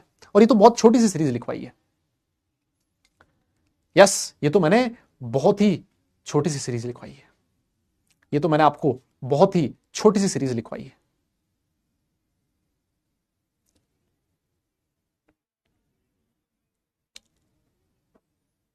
यस आपको ये ध्यान रखना है कि जो वाटर है वहां तक वीक लिगेंड्स हैं और उसके बाद वाले स्ट्रॉन्ग लिगेंड्स हैं। और वीक लिगेंड में भी मैं अगर बताऊं आपको, अगर आप लोगों ने हेलोजन वीक लिगेंड होते हैं, आपको ध्यान रखने की जरूरत नहीं है। OH- याद रख लो, ऑक्सिलेट याद रख लो और वाटर याद रख लो, बस इतना याद कर लिया ना खत्म हो जाएगा फिर। हाँ ये सब याद हो जाएगा, सारे नहीं याद करने हैं। अभी मैं आपको एग्जांपल्स करवाऊंगा, उसमें अपने आप आपको पता लगेगा कि हाँ यार ये तो मतलब पूरे नहीं याद करने थे। अब यहां पर मैं आपकी जानकारी के लिए एक और चीज बता दूं, ये जो स्पेक्ट्रोकेमिकल सीरीज आपको मिली है ये वैलेंस बॉन्ड थ्योरी से नहीं मिली है। ये जो स्पेक्ट्रोकेमिकल सीरीज है, ये स्पेक्ट्रोकेमिकल सीरीज आपको एक नेक्स्ट थ्योरी में पढ़ाऊंगा, क्रिस्टल फील्ड थ्योरी, वहां से ये सीरीज मिली है। क्रिस्टल फील्ड थ्योरी से हमें लिगेंड्स की स्ट्रेंथ का पता लगता है, और ये जो लिगेंड की स्ट्रेंथ है इसको हम लोग काम में लेते हैं वीबीटी थ्योरी में। अभी एग्जैक्ट ऑर्डर के बारे में मत जाना कि भाई सर यहां तो ये वाला है, सर फ्लोरीन के तो इलेक्ट्रॉन नेगेटिविटी ज्यादा है तो फिर ये स्ट्रॉन्ग लिगेंड क्यों हो गया ब्रोमीन और आयोडीन के कंपैरिजन में। स्ट्रेंथ की बात अभी नहीं पता लगेगी, ये जस्ट मैंने आपको एक ट्रिक बताई है कि कैसे आप वीक और स्ट्रॉन्ग के बारे में अंदाजा लगा सकते हो, है ना। ये कोई 100% सत्य चीज नहीं है ना। इससे आपका क्वेश्चन करना आसान हो सकता है लेकिन इससे आप ऑर्डर का नहीं पता लगा सकते, है ना। ऐसा नहीं कह सकते कि जिसकी इलेक्ट्रॉन नेगेटिविटी ज्यादा होगी वो हमेशा वीक लिगेंड होगा, नहीं ऐसा। ये सिर्फ एक आइडिया है ना, जो आपको ध्यान में रखना है। एक्चुअल सीक्वेंस कैसे आया उसके लिए हमें जानना पड़ेगा CFT क्रिस्टल फील्ड थ्योरी, जो हम लोग नेक्स्ट वाली क्लास में पढ़ेंगे, है ना, वो नेक्स्ट क्लास में आएगा। तो ये जो ऑर्डर आया है ये VBT से नहीं आया, मैं फिर बोल देता हूं, ये ऑर्डर CFT से आया और CFT ने ऑर्डर दिया, फिर CFT को है हम लोग काम में ले रहे हैं VBT में। मेरी बात समझ रहे हो आप लोग? यस बहुत बढ़िया, नोट कीजिए इसको, है ना, और नोट हो जाए तो डन लिखिए, फिर आगे चलते हैं। अब मैं आपको इसके कुछ एग्जांपल्स देने वाला हूं, है ना, अब मैं आपको इसके एग्जांपल्स देने वाला हूं, फटाफट नोट कर लीजिए। हाँ फटाफट नोट कीजिए। अरे सीएफटी एक थ्योरी है जिसको क्रिस्टल फील्ड थ्योरी बोला जाता है, जिसको क्रिस्टल फील्ड थ्योरी बोला जाता है ना। ये एक थ्योरी है, नेक्स्ट क्लास में हम लोग पढ़ेंगे, ठीक है। अब आ जाओ, देखो जितनी इंफॉर्मेशन तुम्हें वैलेंस बॉन्ड थ्योरी के क्वेश्चंस करने के लिए रिक्वायर्ड है वो सारी इंफॉर्मेशन मैंने आपको दे दी है, वो सारी इंफॉर्मेशन मैंने आपको दे दी है ना। अब आप लोग क्वेश्चन ऐसे कचाकच कर सकते हो, टकाटक कर सकते हो। आओ एग्जांपल्स देता हूं, खटाखट हमें एग्जांपल्स करने हैं ढेर सारे। और सबसे पहला जो एग्जांपल मैं इस कैटेगरी में लिख के आया हूं वो हम लोग बात करने वाले हैं सबसे पहले कोऑर्डिनेशन नंबर 6 के बारे में, है ना। सबसे पहले हम लोग किसके बारे में बात करेंगे बेटा? कोऑर्डिनेशन नंबर 6 के बारे में बात करेंगे, ठीक है। आइए सर, और कोऑर्डिनेशन नंबर 6 में सबसे पहले मैंने एग्जांपल लिखा है COF6 3-, ये एग्जांपल। अब क्वेश्चन कैसे आएगा मैं आपको बताऊं। क्वेश्चन ऐसे आएगा कि COF6 3- में कोबाल्ट का, सेंट्रल मेटल का हाइब्रिडाइजेशन क्या है, ये क्वेश्चन पूछा जा सकता है। ये इनर ऑर्बिटल कॉम्प्लेक्स है कि आउटर ऑर्बिटल कॉम्प्लेक्स है, ये पूछा जा सकता है। इसके पास कितने अनपेड इलेक्ट्रॉन है, ये पूछा जा सकता है। और इसका मैग्नेटिक मोमेंट कितना है, ये सारी इंफॉर्मेशन पूछी जा सकती है। कैसे करना है मैं आपको बताऊं। सबसे पहले आपको ये जो सेंट्रल मेटल है इसकी ऑक्सीडेशन स्टेट निकालनी है, और मेरे हिसाब से आप सब लोग जानते हो इसका ऑक्सीडेशन स्टेट +3 आएगा, ये बताने की जरूरत नहीं है। फिर आपको क्या करना है, इसका इलेक्ट्रॉनिक कॉन्फ़िगरेशन लिखना है। सर इसका इलेक्ट्रॉनिक कॉन्फ़िगरेशन क्या होता है? AR 4s2, बताओ क्या 3d7 होता है? हाँ सर बिल्कुल होता है ना, क्योंकि इसका एटॉमिक नंबर 27 होता है तो 4s2 3d7 होता है। अब इसका अगर ऑक्सीडेशन स्टेट +3 है मुन्ना, अरे बेटा अगर ये +3 है तो क्या होगा सर? ये हो जाएगा 3d6। कैसा हो जाएगा? 3d6। बहुत बढ़िया सर, मजा आ गया सर। 4s के 2 इलेक्ट्रॉन उड़ गए और एक 3d का 1 इलेक्ट्रॉन उड़ गया, तो 3d6 कॉन्फ़िगरेशन बचा। अब सुनना सर, इसके 3d में, सर इसके 3d में सुनिएगा, इसके 3d में, या फिर मैं इधर बना देता हूं, है ना, मैं इधर बना देता हूं। सर इसका जो 3d है, 3d में कितने ऑर्बिटल होते हैं? जल्दी बोलो सर। 1 2 3 4 5, ये रहे सर 3d। सर इसका 4s खाली पड़ा है क्या? मैंने कहा हाँ बिल्कुल खाली है। सर इसका 4p खाली है क्या? बिल्कुल खाली है भाई, उसमें कोई इलेक्ट्रॉन नहीं है सर। अरे सर देखो इसके 3d में कितने इलेक्ट्रॉन है? 6 इलेक्ट्रॉन है। 1 2 3 4 5 और 6, ये 6 इलेक्ट्रॉन है सर। मुझे एक बात बताइए, और क्या इसका 4d भी खाली है? हाँ सर इसका 4d भी खाली है सर, उसमें भी कोई इलेक्ट्रॉन नहीं है, इसका 4d भी खाली है। जब मैं कोऑर्डिनेशन नंबर 6 की बात करता हूं तो मुझे बताइए हाइब्रिडाइजेशन क्या क्या हो सकता है? सर हाइब्रिडाइजेशन या तो हो सकता है D2sp3 और या हो सकता है sp3d2। और अभी मैंने आपको बोला था कि जितना कोऑर्डिनेशन नंबर है उतना ही सेंट्रल मेटल के पास वैकेंट ऑर्बिटल होना जरूरी है। तो देखिए यहां पर मेटल का कोऑर्डिनेशन नंबर 6 है। क्या आपका जो सेंट्रल मेटल है उसके पास 6 वैकेंट ऑर्बिटल है क्या? बिल्कुल है सर। देखिए कौन कौन सा है, ये एक S 3p और ये रहे 2d, ये इसके पास वैकेंट ऑर्बिटल है सर। और ये जो वैकेंट ऑर्बिटल है सर, इन वैकेंट ऑर्बिटल की इंटरमिक्सिंग होगी और इस इंटरमिक्सिंग को मैं नाम दूंगा हाइब्रिडाइजेशन। तो इसका मतलब इसका हाइब्रिडाइजेशन क्या हो गया? sp3d2 हो गया सर। खत्म होगी कहानी। हाइब्रिडाइजेशन क्या हो गया? sp3d2। ये लो साहब, इतना सा काम करना है, ऑक्सीडेशन स्टेट निकालनी है, इलेक्ट्रॉनिक कॉन्फ़िगरेशन लिखना है और बस कॉन्फ़िगरेशन लिख देना है। This is the ground state of, है ना, ये इसकी ग्राउंड स्टेट है। अब यहां पर देखिए इसके पास 4 अनपेड इलेक्ट्रॉन है, और आपको पता है कि जो F- है सर, अभी आपने बताया था हेलोजन जो होता है सर वो वीक लिगेंड होता है सर। और क्योंकि ये वीक लिगेंड है इस वजह से इलेक्ट्रॉन्स की पेयरिंग नहीं करवाता, कोई पेयरिंग नहीं होगी, इलेक्ट्रॉन मस्त खुले में घूमते रहेंगे। अगर इसका हाइब्रिडाइजेशन sp3d2 है, सुनिएगा, अगर इसका हाइब्रिडाइजेशन sp3d2 है तो इसकी जो ज्योमेट्री होगी वो क्या हो जाएगी? ऑक्टाहेड्रल हो जाएगी। आपसे क्वेश्चन पूछेगा पैरामैग्नेटिक है कि डायमैग्नेटिक है, आप बोलोगे सर इसके पास 4 अनपेड इलेक्ट्रॉन है, इसका मतलब ये पैरामैग्नेटिक है। यस सर, इसके पास अनपेड इलेक्ट्रॉन कितने हैं? 4 हैं। ये आउटर ऑर्बिटल कॉम्प्लेक्स है कि इनर ऑर्बिटल कॉम्प्लेक्स है? सर ये आउटर ऑर्बिटल कॉम्प्लेक्स है, बिकॉज बाहर वाला एनडी ऑर्बिटल यूज हो रहा है, आउटर ऑर्बिटल कॉम्प्लेक्स है सर। अभी और भी एग्जांपल दूंगा, आप चिंता ना करें। ये कैसा है सर? आउटर ऑर्बिटल कॉम्प्लेक्स है।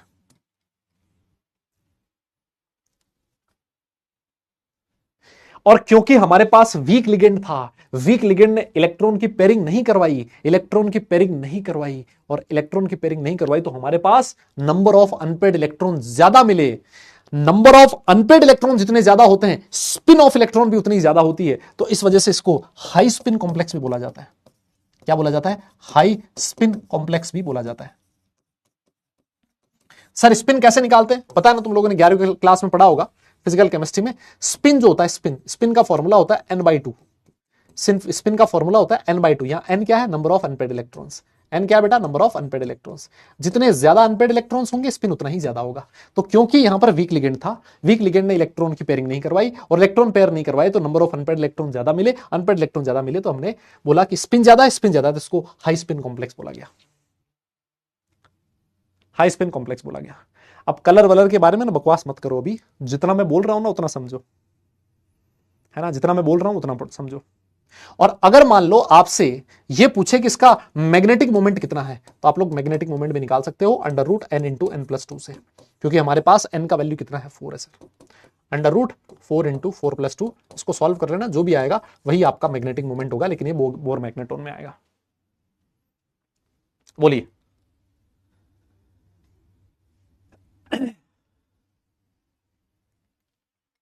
बोलो, सुनो मेरी बात, क्या ये चीज समझ में आई क्या तुम्हें?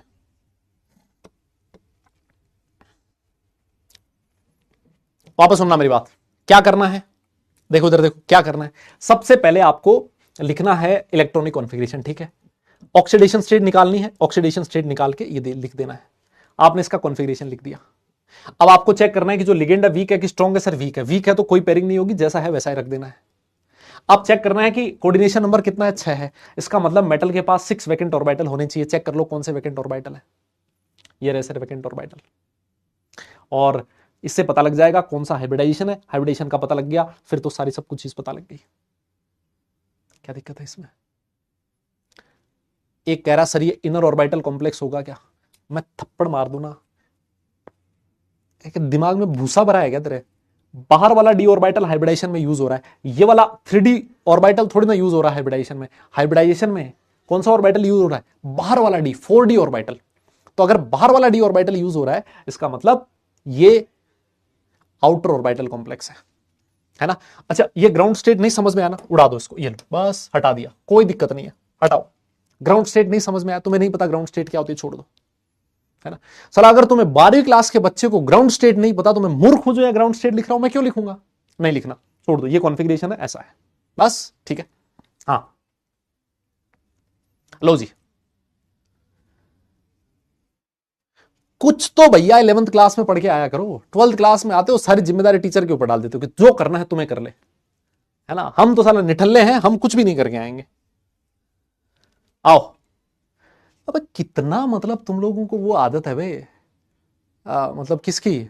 स्पून फीडिंग की, है ना सर। सब कुछ थाली में परोस के डाल दो सर, है ना सर। बस उसको हमारा बस चले ना तो सर कोई सीधा कोई मुंह में डाल देना हमारे, और वो अपने आप हजम हो जाए और अपने आप निकल भी जाए। साला कोई और निकाल दे, कोई और ही हजम कर लेना, हमें मजा है सर, हमें और कुछ नहीं करना है ना। थोड़ा बहुत जिम्मेदार इंसान बनो बे, क्या तुम इतना मतलब। आओ और देखो एग्जाम्पल, और एग्जाम्पल देता हूं भाई, और एग्जाम्पल देता हूं, देखो और एग्जाम्पल देता हूं, देखिए आइए। एक और एग्जाम्पल आपके सामने लिखा है CO NS3 6 यहां पर आपसे इसका हाइब्रिडाइजेशन सब कुछ कैलकुलेट करवाने को बोला गया है ना। आ जाओ भैया, आ जाओ आ जाओ आ जाओ आ जाओ, ये सब कुछ कैलकुलेट करना है, हाँ ये चीज कैलकुलेट करनी है, आ जाओ। इससे ना सारी चीज कहानी समझ में आ जाएगी तुम्हें, है ना, सब कुछ समझ में आ जाएगा इससे भी। और इससे भी ना है ना समझ में, फिर छोड़ के भाग जाना क्लास, है ना, कहीं और से पढ़ लेना, फिर मैं उससे ज्यादा नहीं समझा पाऊंगा, सीधी सी बात है। आओ देखो सर, सबसे पहले कोबाल्ट है, कोबाल्ट का एटॉमिक नंबर कितना होता है? 27 होता है सर। सर इसका इलेक्ट्रॉनिक कॉन्फ़िगरेशन लिखिए, Ar4s2 3d7, यस बहुत बढ़िया। सर इसका ऑक्सीडेशन स्टेट कितना है? +3, तो सर कोबाल्ट 3+ का कॉन्फ़िगरेशन लिखिए, कितना हो जाएगा सर? ये हो गया Ar4s2, 2 इलेक्ट्रॉन यहां से उड़ गए, 1 इलेक्ट्रॉन वहां से उड़ा, 3d6 बच गया सर। हाँ सर ये कॉन्फ़िगरेशन है, बहुत बढ़िया सर, क्या बात बोली है सर आपने, बहुत ही बढ़िया, गजब बात बोल दी सर। मैंने कहा आजा, इसके 3D में कितने इलेक्ट्रॉन है जल्दी बता दे। कहता है सर इसके 3D में 6 इलेक्ट्रॉन है, 1 2, ये 3D में 5 ऑर्बिटल है और इसके 3D में 6 इलेक्ट्रॉन है। ठीक है सर, 6 इलेक्ट्रॉन कैसे भरना है? 1 2 3 4 5 और 1 6, है ना, ऐसे फिल करना है। ठीक है सर। अरे बेटा इसके 4s में कोई इलेक्ट्रॉन है क्या? आप बोलोगे नहीं सर। क्या इसके 4p में कोई इलेक्ट्रॉन है क्या? नहीं सर। ठीक है जी, ये लो सर। अब मुझे बताइए सर इसमें लिगेंड कौन सा है? मैंने कहा इसमें लिगेंड है NS3। NS3 वीक लिगेंड है कि स्ट्रॉन्ग? होता है सर स्ट्रॉन्ग लिगेंड है। अरे बेटा अगर ये स्ट्रॉन्ग लिगेंड है तो ये क्या करेगा सर? ये तो इलेक्ट्रॉन की पेयरिंग करवा देगा। ओहो सर, सर स्ट्रॉन्ग लिगेंड जैसे ही आता है ना सर, इलेक्ट्रॉन की पेयरिंग करवा देता है सर। मजा आ गया। और जैसे इसने इलेक्ट्रॉन की पेयरिंग करवाई, देखिए कैसे होगी पेयरिंग, सुनो सुनो, चुन चुन के पेयरिंग करवाएगा। इस इलेक्ट्रॉन को इसके साथ पेयर करवा देगा, इस इलेक्ट्रॉन को इसके साथ पेयर करवा देगा। इसको अकेले इलेक्ट्रॉन बिल्कुल अच्छे नहीं लगते, है ना। यही अच्छी बात है स्ट्रॉन्ग लिगेंड की, कि इनको अकेले इलेक्ट्रॉन अच्छे नहीं लगते। ये क्या करते हैं, इनकी पेयरिंग करवा देते हैं। देखो पेयरिंग करवाने से फायदा भी है। जैसे इलेक्ट्रॉन की पेयरिंग हुई, देखिए ये कॉन्फ़िगरेशन बच गया, ये रहा 3D सर, इसका 4s खाली और सर इसका 4p खाली सर, बहुत बढ़िया। ये देखिए सर, अब तुम मुझे एक बात बताओ, अब तुम मुझे एक बात बताओ, इसको इसका कोऑर्डिनेशन नंबर 6 है, तो सेंट्रल मेटल के पास कितने वैकेंट ऑर्बिटल होने चाहिए सर? 6 होने चाहिए। और अगर 6, क्या तुम्हें दिख रहा है क्या सर? ये रहे 6, देखो अंदर वाले 2d, एक s और 3p। तो भैया ये जो 6 वैकेंट ऑर्बिटल है, इनकी आपस में इंटरमिक्सिंग होगी, हाइब्रिडाइजेशन हो जाएगा d2sp3। अरे सर आज अंदर वाला d ऑर्बिटल हाइब्रिडाइजेशन में यूज हो रहा है सर, बधाई हो, बहुत बहुत बढ़िया। हाइब्रिडाइजेशन d2sp3 हो गया। यस, ज्योमेट्री ऑक्टाहेड्रल है, कोई कहने की दिक्कत ही नहीं है सर। यस सर, इसके पास कोई अनपेड इलेक्ट्रॉन नहीं है सर, ये डायमैग्नेटिक है सर। और क्योंकि अंदर वाला डी ऑर्बिटल यूज हो रहा है, तो इसको मैं इनर ऑर्बिटल कॉम्प्लेक्स नाम दूंगा। क्या नाम दूंगा? इनर ऑर्बिटल कॉम्प्लेक्स नाम दूंगा। बेटा बोल दो यार, अरे तुम मेरी बात को समझ रहे हो क्या? और सर इसमें कोई अनपेड इलेक्ट्रॉन नहीं है, अनपेड इलेक्ट्रॉन नहीं है तो सर स्पिन कम हो गया है सर, मैं इसको लो स्पिन कॉम्प्लेक्स बोल सकता हूं क्या? मैंने कहा हाँ बोल दे बेटा, तो इसको लो स्पिन कॉम्प्लेक्स भी बोल दे, तो उसको लो स्पिन कॉम्प्लेक्स भी बोल दे। बता क्या दिक्कत है, जल्दी बताइए।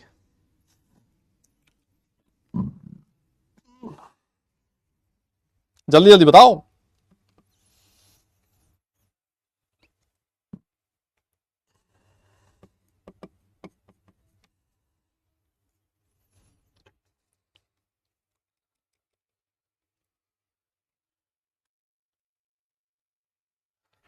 यस यस,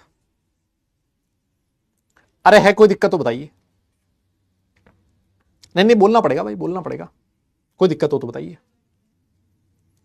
है क्या कोई परेशानी किसी को भी? पक्का? क्या बात कर रहे हो, इतना नहीं जल्दी? इतना जल्दी नहीं समझोगे तुम भाई, मैं बता रहा हूं ना। देखिए यहां पर मैंने जो लिखा है ना, यहां पर याद है मैंने ऐसे लिखा था, ये इलेक्ट्रॉन की पेयरिंग करवा देता है जब जरूरत हो। यहां लिखा है ना, जब जरूरत हो, जब जरूरत हो। आप बोलोगे सर ये जरूरत से क्या मतलब है? मैंने कहा देख, अगर इसने इलेक्ट्रॉन की पेयरिंग करवा दी ना, तो यहां अंदर के 2d ऑर्बिटल खाली हो गए, और जब अंदर के 2d ऑर्बिटल खाली हो गए ना, तो d2sp3 हाइब्रिडाइजेशन हो सकता है। सोच, अगर पेयरिंग के बाद भी अंदर के 2d ऑर्बिटल खाली नहीं होते, मतलब d2sp3 हाइब्रिडाइजेशन नहीं होता ना, उस समय ये बोलता यार पेयरिंग करवाने का कोई फायदा नहीं, पेयरिंग भी नहीं करवाता। आओ और एग्जांपल देता हूं, अभी रुको रुको तुम, हाँ हाँ रुको बेटा, अभी रुको। नेक्स्ट एग्जांपल और लिखो, FeH2O6 3+, खुद से करो, देखें जल्दी से करो। FeH2O6 3+, फटाफट से सॉल्व करो इसको, फटाफट सॉल्व करो, जल्दी जल्दी, हाँ जल्दी जल्दी सॉल्व करो। देखें कौन पहले करता है, देखें इसमें सारी चीजें बतानी है, फटाफट करो। देखें हाँ हाँ जल्दी करो बेटा, टाइम दे रहा हूं मैं तुम्हें थोड़ा सा।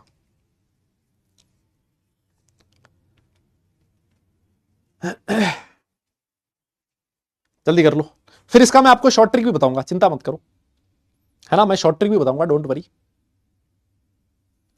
हम्म, जल्दी।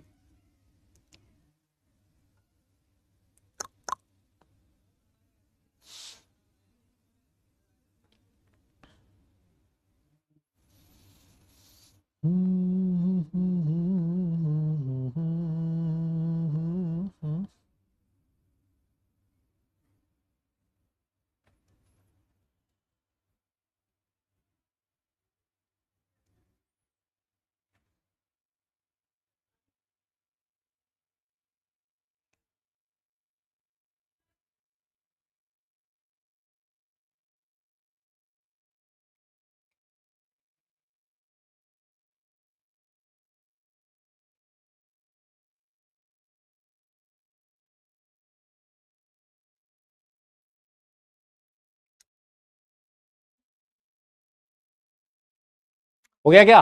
पक्का? पक्का हो गया? सोच लो, मैं करवा दूं, मैं करवा दूं। आओ सर देखो, सर कोऑर्डिनेशन नंबर 6 है, सर कोऑर्डिनेशन नंबर 6 है तो हाइब्रिडाइजेशन या तो sp3d2 होगा या फिर d2sp3 होगा, यही चेक करना है सर। सर आइए, Fe का एटॉमिक नंबर कितना होता है सर? Fe तो 26 होता है सर। इसका इलेक्ट्रॉनिक कॉन्फ़िगरेशन Ar4s2 3d6 होता है सर, है ना। ये मुझे बार बार बताने की जरूरत नहीं, इलेक्ट्रॉनिक कॉन्फ़िगरेशन तुम्हें पता है। सर यहां देखिए Fe का ऑक्सीडेशन स्टेट +3 है, और अगर Fe का ऑक्सीडेशन स्टेट +3 है, इसका मतलब सर ये हो जाएगा Ar, 3 इलेक्ट्रॉन उड़ गए, 3 इलेक्ट्रॉन उड़ गए मतलब 3d5। और सर यहां जो लिगेंड है वो H2 है, और सर लिगेंड जो होता है सर H2 वो एक वीक फील्ड लिगेंड है सर। सर ये इलेक्ट्रॉन की पेयरिंग नहीं करवाएगा, है ना, नो पेयरिंग ऑफ इलेक्ट्रॉन। लीजिए सर, ये भी मुझे पता लग गया, है ना, ये भी मुझे पता लग गया। तो अब मैं क्या करूंगा, सबसे पहले इसका Fe का इलेक्ट्रॉनिक कॉन्फ़िगरेशन लिखूंगा। देखिए सर इसके 3D में 5 ऑर्बिटल होते हैं, 1 2 3 4 5, है ना, ये हो गया 3D। सर ये है इसका 4s, सर ये है इसका 4p, और सर ये है इसका 4d। हाँ सर, है सर, ये है सर इसका 4d, बिल्कुल है सर। सर देखिए इसके पास 5 कितने इलेक्ट्रॉन है? 3D में 5 इलेक्ट्रॉन है सर, 1 2 3 4 और 5। लो सर, क्या ये पेयरिंग करवाएगा? नहीं। क्या अंदर के 2 d ऑर्बिटल खाली मिल सकते हैं? नहीं। तो बाहर वाले 2 d ऑर्बिटल लेके सर हाइब्रिडाइजेशन करवा दो, sp3d2। मजा आ गया सर, देख रहे हो तुम लोग, ये होता है स्पीड। इस तरीके से तुम्हें सॉल्व करना है। हाइब्रिडाइजेशन हो गया sp3d2, ज्योमेट्री हो गई सर ऑक्टाहेड्रल, और सर बाहर वाला d ऑर्बिटल यूज हो रहा है हाइब्रिडाइजेशन में, that's why this is outer orbital complex. बोलो, आउटर ऑर्बिटल कॉम्प्लेक्स। और क्योंकि इसने इलेक्ट्रॉन की पेयरिंग नहीं करवाई तो हमें स्पिन ज्यादा मिली, तो ये हाई स्पिन कॉम्प्लेक्स है। ये कैसा है बेटा? ये हाई स्पिन कॉम्प्लेक्स है। और सर इसके पास 5 अनपेड इलेक्ट्रॉन है, और 5 अनपेड इलेक्ट्रॉन है, इसका मतलब ये पैरामैग्नेटिक है। सर बताइए और क्या चाहिए आपको? स्पिन मैग्नेटिक मोमेंट तो तुम खट से निकाल ही लोगे। बोलिए मुन्ना, जल्दी बताओ, कोई है दिक्कत किसी को भी? कोई परेशानी है तो बताओ, मैं ये जानना चाह रहा हूं। कोई परेशानी है किसी भी तरीके की तो बताओ। हो गया कि नहीं हो गया? मुश्किल लग रहा था, हो गया ना आसान? थोड़ा तसल्ली रखा करो बे, एकदम से नहीं समझ में आया, ये नहीं हुआ, वो नहीं हुआ। थोड़ा ठंडा करके खाओ, पहले टीचर को बताने तो दो, है ना। हो गया क्या? पक्का? आओ एक और एग्जांपल करते हैं ना। अगर वो एग्जांपल करोगे ना तो फिर इसका मतलब ये है कि एकदम कंटस्ट हो गया कि सर अब नहीं बोलेंगे सर, है ना, अब नहीं बोलेंगे। आइए, FeCN6 4-, बताइए यहां पर हाइब्रिडाइजेशन वगैरह सब कुछ कैलकुलेट कीजिए, जल्दी से करिए, है ना। तब तक मैं आपका कोई एक आधा डाउट देख लेता हूं, कोई ढंग का डाउट है तो। सर हमें 4D कब यूज करना? आप हमेशा यूज करो। अर्चना बेटा आप हमेशा लिखो यहां, है ना, आप हमेशा 4D लिख दो, कोई दिक्कत नहीं। काम में आएगा तो ठीक है, नहीं काम में आएगा तो रहने देंगे, हटा देंगे, क्या दिक्कत है। अब यहां मुझे लग रहा है कि काम में लेना ही पड़ेगा, क्योंकि अंदर से मुझे d ऑर्बिटल नहीं मिल रहा, तो मुझे बाहर वाला d काम में लेना है ना। बहुत बढ़िया सर। sp3d2 कैसी आया, लिखना नहीं आ रहा, इसको बताओ। ये देख बेटा, ये ऐसे आया, अंदर से तुझे d ऑर्बिटल मिल नहीं रहा, इसका कोऑर्डिनेशन नंबर 6 है, मतलब तेरे पास 6 वैकेंट ऑर्बिटल चाहिए। तो 6 वैकेंट ऑर्बिटल कौन से होंगे? 1 2 3 4 और 5 और 6। ये लो साहब, 1 s 3 p और 2 d ऑर्बिटल इंटरमिक्स हुए, तो हाइब्रिडाइजेशन sp3d2 हो गया। ऐसे आया बेटा, है ना रवि कुमार जी, ऐसे ही d2sp3 आया, ठीक है। सर आपसे यकीन 2.0 में ऑर्गेनिक केमिस्ट्री पढ़कर मजा आ रहा है। अरे भाई साहब, तुम ऑर्गेनिक केमिस्ट्री पढ़ रहे हो क्या वहां से? तो तुम नीट के बालक हो क्या यार? यकीन से ऑर्गेनिक केमिस्ट्री पढ़ रहे हो, मतलब है।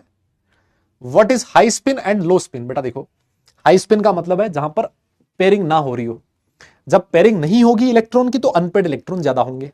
जब अनपेड इलेक्ट्रॉन ज्यादा होगा, ये क्या हो गया, एक मिनट,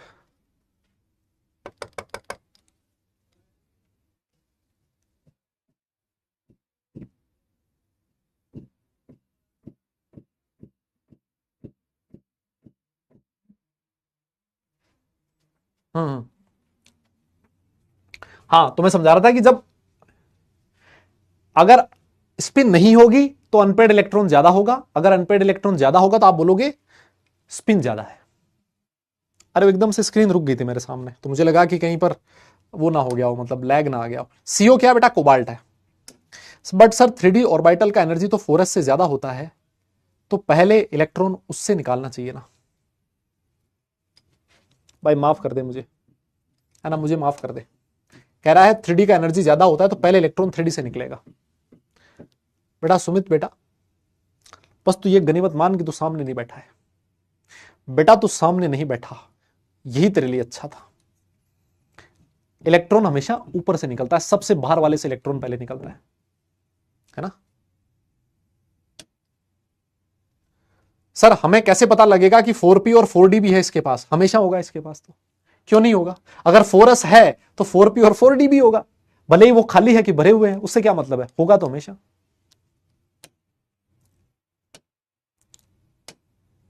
हेट्रोलेप्टिक कॉम्प्लेक्स है, रुक रुक थोड़ा थोड़ा वेट कर बेटा, यही तो मैं कह रहा हूं, तुम आगे भागने की कोशिश करते हो। देखो दिक्कत तुम्हारे साथ यही है, तुम ना आगे भागने की कोशिश करते हो, ना आगे भागो ना पीछे भागो, मेरे साथ साथ चलो। जितना मैं बता रहा हूं उतना समझ में आ रहा है कि नहीं आ रहा, वो मुझे बताओ। मुझे पता है हेट्रोलेप्टिक मुझे पढ़ाना है, मैं पढ़ाऊंगा, वो मुझे पता है ना। तुम मत बताओ, तुम जो जितना मैं पढ़ा रहा हूं ना उतना पढ़ लो। Yes, all clear, nice explanation. What is N and N minus one? N का मतलब है बाहर वाला डी ऑर्बिटल, जैसे मान लो ऐसे लिखा है 4s 4p और 4d, मैं इसको बोलूंगा ऐसे कह सकता हूं ना, ns np nd। और अगर मान लो ऐसे लिखा है 3d तो इसको मैं बोलूंगा n माइनस 1d, क्योंकि n मेरे लिए क्या है 4 है, तो 3 मेरे लिए क्या हो गया n माइनस 1 हो गया ना। तो n माइनस 1 का मतलब है अंदर वाला डी ऑर्बिटल यूज होगा, ठीक है ना। सर पीपीटी ब्लैंक लाया करो सर, आप खुद लिख कर पढ़ा दो। एक भाई सुनो सुनो सुनो, ये ब्लैंक था, ये ब्लैंक है, ये ब्लैंक है, ये ब्लैंक है, इसमें एक पीपीटी पे लिखा हुआ है, ये ब्लैंक थी, ये ब्लैंक थी, ये ब्लैंक थी, ये ब्लैंक है, ये ब्लैंक है, ये ब्लैंक है। ज्ञानी देख रहे हो तुम लोग हैं? अरे भैया कुछ कुछ लिख के लाना पड़ेगा, नहीं तो सिलेबस ना मैं नहीं लिख के लाऊंगा, चलो ठीक है। फिर मुझे मत बोलना कि सिलेबस हमारा लेट हो गया है, सर हमारे स्कूल के एग्जाम है, सर हमारा जेई का सिलेबस लेट हो रहा है। मुझे कोई दिक्कत नहीं है ना, मैं आराम से लिख के यहाँ लिखूंगा, बढ़िया बढ़िया, मेरे लिए बढ़िया है। साला पीपीटी वीपीटी बनाने की टेंशन ही खत्म हो जाएगी, है ना। बिल्कुल भी नहीं समझ में आ रहा बेटा, सबको समझना थोड़ी है, पागल है क्या? अगर सबको समझ में आ गया, अगर सबको समझ में आ गया तो बेटा सबके नंबर नहीं आ जाएंगे। कुछ लोग तेरे जैसे भी होने चाहिए ना, जिसको नहीं समझ में आए, है ना। कोई बात नहीं बेटा, ये नेचुरल है, मतलब ऐसा कोई अननेचुरल चीज नहीं है। अगर तुझे नहीं समझ में आ रहा तो ऐसे मत समझना कि तेरे साथ कुछ बुरा हो जाएगा, नहीं, है ना। नहीं समझ में आ रहा, इट इज क्वाइट नेचुरल, है ना, कोई दिक्कत नहीं है। आओ देखो इसको कर लेते हैं फटाफट से। सर जो Fe है ना, इसका एटॉमिक नंबर होता है 26, बोलिए। इसका इलेक्ट्रॉनिक कॉन्फ़िगरेशन क्या होता है? 4s2 3d6, है ना। बोलो यही होता है ना, बोलो Ar 4s2 3d6, यही होता है ना, बिल्कुल होता है सर। अब यहां पर Fe का ऑक्सीडेशन स्टेट +2 है, बिल्कुल है सर। Fe का ऑक्सीडेशन स्टेट +2 है, इसका मतलब सर ये क्या हो जाएगा? Ar 3d6 हो जाएगा ना। हाँ सर बिल्कुल हो जाएगा, ये हो गया 3d6। सर मेरे पास लिगेंड कौन सा है? Cn minus. Sir ligand strong field ligand है, बिल्कुल है सर।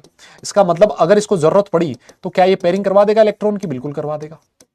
सर देखो इसके 3D में 6 इलेक्ट्रॉन है, सुनना सर, इसके 3D में कितने इलेक्ट्रॉन है? सर 6 इलेक्ट्रॉन है, 1 2 3 4 5 और 6, ये 3D में 6 इलेक्ट्रॉन। सर ये हो गया आपका 4s और ये हो गया आपका 4p। यस ठीक है सर। सर देखो अगर मान लो ये इलेक्ट्रॉन की पेयरिंग करवा दे, पेयरिंग कैसे करवाए? सर देखो ये ऐसे करवाए पेयरिंग कि इस इलेक्ट्रॉन को इसके पास भेज दे, इसको इसके पास भेज दे। हाँ तो भिजवा दो सर।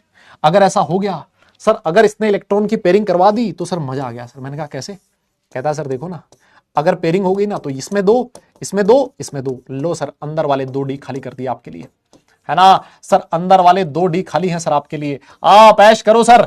अंदर वाले 2d, फिर उसके बाद एक s और बाहर वाला 3p, ये आपस में मिलकर हाइब्रिडाइज होंगे, बनाएंगे D2sp3 हाइब्रिडाइजेशन। खत्म हो गया। क्या दिक्कत आ रही है? हर बार एक ही चीज कर रहा हूं भाई, अलग चीज जा ही नहीं रही।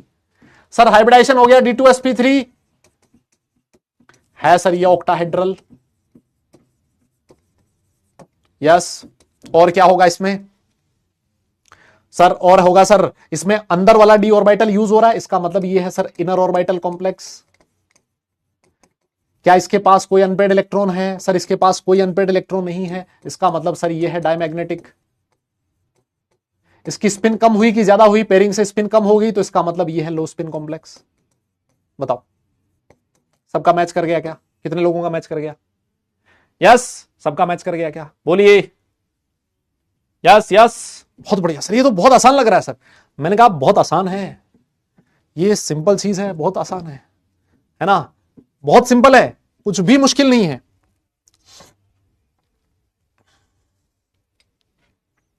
तो सर कुछ एक आधा आप घर पे करने को भी दोगे क्या? मैंने कहा बिल्कुल दे दूंगा, अगर तू कहेगा तो मुझे क्या दिक्कत है। तो एक काम कर ले, होमवर्क में ना ऐसे ही तू एक काम करना, होमवर्क में तू चाहे तो FeCN6 3- ये कर लेना, CrNS3 6 3+ ये कर लेना, NiNS3 6 3+ ये भी कर लेना, है ना। ये तेरा होमवर्क है, एक बार तू घर पे जाके इसको खेल लियो, है ना, ये प्लस माइनस करके, है ना, ये खेल लेना, तुझे मजा आ जाएगा। लेकिन मैं आपको बताऊं, ये जो मेथड है ना, ये जो मेथड है, ये मेथड है सब्जेक्टिव मेथड। जब हमारे स्कूल एग्जाम में आता है तब हम लोग इसको इस तरीके से करके आते हैं, this is the subjective method. लेकिन ऑब्जेक्टिव मेथड, अगर मान लीजिए क्वेश्चन जेई में आ गया आपके और इसको आपको फास्ट करना है ना, आपको इसको क्या करना है, फास्ट करना है, इतना टाइम नहीं लगाना। आया क्वेश्चन देखा और सॉल्यूशन बताना है, तो क्या करें? मैंने कहा उसका इलाज भी मेरे पास है। तो सिर्फ अगले 10 मिनट ना मुंह पे उंगली रख के जो मैं समझा रहा हूं ना वो समझ ले। तू वीबीटी का क्वेश्चन देखेगा, ऐसे देखते ही टिक लगाएगा, ऐसे 5 सेकंड में देखा आया क्वेश्चन, 5 सेकंड में टिक, 5 सेकंड में टिक, कुछ नहीं करना पड़ेगा तुझे बस। लेकिन जो मैं बोल रहा हूं वो तू लिख ले बस, है ना, और उसको समझ लियो चुपचाप, है ना, बोलना मत जब तक मैं पूरा ना समझा दूं, ठीक है? बोले ठीक है सर मैं समझाता। आओ, यहां मैं क्या कर रहा हूं, मान लो मेरी जो मेटल है ना, मेरी जो मेटल है ना, उसका कॉन्फ़िगरेशन मान लेते हैं वो है D1 कॉन्फ़िगरेशन। स्टार्ट यहीं से करते हैं, D1 से स्टार्ट करते हैं ना, D1 से स्टार्ट करते हैं। और ये जो कॉन्फ़िगरेशन है, सुनिएगा, इस कॉन्फ़िगरेशन को मैं 2 केस में बताऊंगा। एक तो मेरा जो लिगेंड होगा वो वीक फील्ड लिगेंड होगा, और एक जो मेरा लिगेंड होगा वो स्ट्रॉन्ग फील्ड लिगेंड होगा ना। ये 2 अलग अलग केस लिख के मैं बताऊंगा आपको, एक में समझ में आ जाएगा। आओ सर देखो, D1 कॉन्फ़िगरेशन है, डी में एक इलेक्ट्रॉन है। तो मुझे एक बात बता, अगर तेरा डी में एक इलेक्ट्रॉन है, जैसे मान लो ये है 3D, है ना, 3D से एग्जांपल लेके कर लेते हैं ना, 3D 4s 4p लेके कर लेते हैं। अगर तेरा डी में एक इलेक्ट्रॉन है, ये तेरा 4s और ये तेरा 4p है ना, मान ले अगर तेरे पास डी में एक इलेक्ट्रॉन है, कोऑर्डिनेशन नंबर 6 है, अगर तेरा कोऑर्डिनेशन नंबर 6 है, तो तुझे पता है हाइब्रिडाइजेशन या तो होगा D2sp3 और या होगा sp3d2। बता, यही होगा ना। तो क्या तुझे D2sp3 हाइब्रिडाइजेशन मिल सकता है क्या यहां से? बोले हाँ सर, भरमार पड़ी है सर, हाँ ये लिखना है बेटा, ये लिखना है, यही तो है कॉन्सेप्ट। सर देखो अंदर वाले 2 डी ऑर्बिटल खाली पड़े हैं, क्या दिक्कत है सर? यहां हाइब्रिडाइजेशन D2sp3 हो जाएगा, खत्म करो ना सर, आगे जाना ही क्यों है हमें? मैंने कहा सही है। बोले सर इधर भी आओ, अगर मान लो स्ट्रॉन्ग लिगेंड हुआ, अरे मैंने कहा D1 का स्ट्रॉन्ग लिगेंड क्या बिगाड़ देगा भाई? इलेक्ट्रॉन की जो पेयरिंग है वो करवाने की जरूरत कहां है उसको? एक ही इलेक्ट्रॉन है, 3D में एक इलेक्ट्रॉन है, बोलिए 4s 4p पूरा खाली पड़ा है सर, कोई दिक्कत ही नहीं है, 4s 4p पूरा खाली पड़ा है सर, ये देखो 2 अंदर वाले डी ऑर्बिटल यहां भी मिल जाएंगे सर, यहां भी हाइब्रिडेशन क्या हो जाएगा, D2sp3 हो गया सर। सर इसमें तो कोई लफड़ा ही नहीं है, कोई लोचा ही नहीं है। मैंने कहा हाँ बिल्कुल सही है, बहुत बढ़िया सर। आइए सर आप D2 कॉन्फ़िगरेशन पे चलो। मैंने कहा आजा चल ले। कहता है सर D2 कॉन्फ़िगरेशन है अगर, इसका मतलब डी में 2 इलेक्ट्रॉन आ गए। मैंने कहा तो हाँ क्या दिक्कत है? बोले सर ये देखो 2 इलेक्ट्रॉन। मैंने कहा तू एक बात बता, तुझे क्या अंदर अभी भी 2 डी ऑर्बिटल मिल रहे हैं क्या? बोले हाँ सर देखो 2 अभी भी डी ऑर्बिटल मिल रहे हैं। मैंने कहा अगर 2 डी ऑर्बिटल मिल रहे हैं, इसका मतलब हाइब्रिडाइजेशन आज भी कितना होगा? D2sp3 होगा। तुझे टेंशन लेने की जरूरत ही नहीं है। यस, तुझे टेंशन लेने की जरूरत ही नहीं है, हाइब्रिडाइजेशन आज भी D2sp3 होगा। बोले ठीक है सर आप कह रहे हो तो मान लेता हूं। अब तो आजा स्ट्रॉन्ग में। स्ट्रॉन्ग में ये रहा तेरा 3D और ये रहा तेरा 4s और ये तेरा 4p, है ना। सर तेरे अंदर 2 इलेक्ट्रॉन है डी में, बिल्कुल है सर। क्या तुझे अंदर से 2 डी ऑर्बिटल मिल रहा है क्या? हाँ सर ये देखो खाली पड़ा है ना। अरे भैया खाली पड़ा है तो यहां भी हाइब्रिडाइजेशन क्या हो जाएगा? D2sp3। अरे सर लेकिन आपने तो कहा था स्ट्रॉन्ग लिगेंड जो होता है पेयरिंग करवा देता है, अगर ये पेयरिंग करवा देगा तो ये इलेक्ट्रॉन इसके साथ पेयर करवा लेना चाहिए। अरे मैंने कहा, मैंने वहां लिखा था जब जरूरत हो तब पेयरिंग करवा लेता है, ये गधे वाली मेहनत नहीं करता। इसको पता है जब अंदर मुझे 2 डी ऑर्बिटल खाली मिल रहा है तो मैं क्यों पेयरिंग करवाऊं, मैं क्यों अपनी एनर्जी वेस्ट करूं? क्योंकि पेयरिंग के लिए भी एनर्जी देनी पड़ती है। यहां तो पहले से 2 इलेक्ट्रॉन मिल रहा है तो ये पेयरिंग नहीं करवाएगा। जब इसको ऐसा लगेगा कि मुझे अंदर वाले 2 डी ऑर्बिटल खाली नहीं मिल रहे और पेयरिंग करवाने से मुझे 2 अंदर वाले डी ऑर्बिटल मिल जा रहे हैं, तब ये पेयरिंग करवाएगा, उससे पहले नहीं करवाएगा। मेरी बात समझ रहे हो? इसके पास एक अनपेड इलेक्ट्रॉन है ना, आप चाहो तो लिख सकते हो, इसके पास एक अनपेड इलेक्ट्रॉन, इसके पास 2 अनपेड इलेक्ट्रॉन, इसके पास भी 2 अनपेड इलेक्ट्रॉन। आइए sir next configuration D3 configuration सुनिएगा। नेक्स्ट D3 कॉन्फ़िगरेशन सर देखो, अगर D3 कॉन्फ़िगरेशन हुआ अब तुम समझ चुके हो, मुझे पता है। अभी भी सर अंदर वाले 2 डी ऑर्बिटल खाली हैं सर। अरे सर अभी भी अंदर वाले 2 डी ऑर्बिटल खाली हैं, और अगर अंदर वाले 2 डी ऑर्बिटल खाली हैं तो आज भी हाइब्रिडाइजेशन d2sp3 होगा और n इज इक्वल टू 3 हो जाएगा सर। मैंने कहा इधर आजा, अगर तेरा 3D कॉन्फ़िगरेशन 3D में D में 5 इलेक्ट्रॉन है, ये ले 3 इलेक्ट्रॉन है, ये रे 3D में 3 इलेक्ट्रॉन, क्या तेरे पास अभी भी अंदर वाले 2 D ऑर्बिटल खाली हैं? बोले हाँ सर बिल्कुल खाली है। अरे तो मैंने कहा यहां भी हाइब्रिडाइजेशन d2sp3 हो जाएगा, लेकिन सर आपने तो बोला था स्ट्रॉन्ग लिगेंड पेयरिंग करवा देता है। मैंने कहा पेयरिंग तब करवाएगा जब तुझे जरूरत है, यहां जरूरत ही नहीं है, 2D पहले से खाली मिल रहा है, अंदर वाले 2D खाली चाहिए सर, पहले से खाली मिल रहा है, तो ये पेयरिंग नहीं करवाएगा, यहां पर भी हाइब्रिडाइजेशन d2sp3 हो जाएगा। इसका मतलब जो समझदार बच्चा होगा वो यहां से क्या कंक्लूजन निकालेगा? वो ये कंक्लूजन निकालेगा कि अगर कॉन्फ़िगरेशन D1 है मेटल का, D2 है, D3 है, तो लिगेंड विगेंड कुछ भी नहीं देखेगा, वो सीधा लिख देगा हाइब्रिडाइजेशन हमेशा d2sp3 होगा। कोई बोल ही नहीं रहा यार। भाई मैं किसको पढ़ा रहा हूं यार, बोलिए।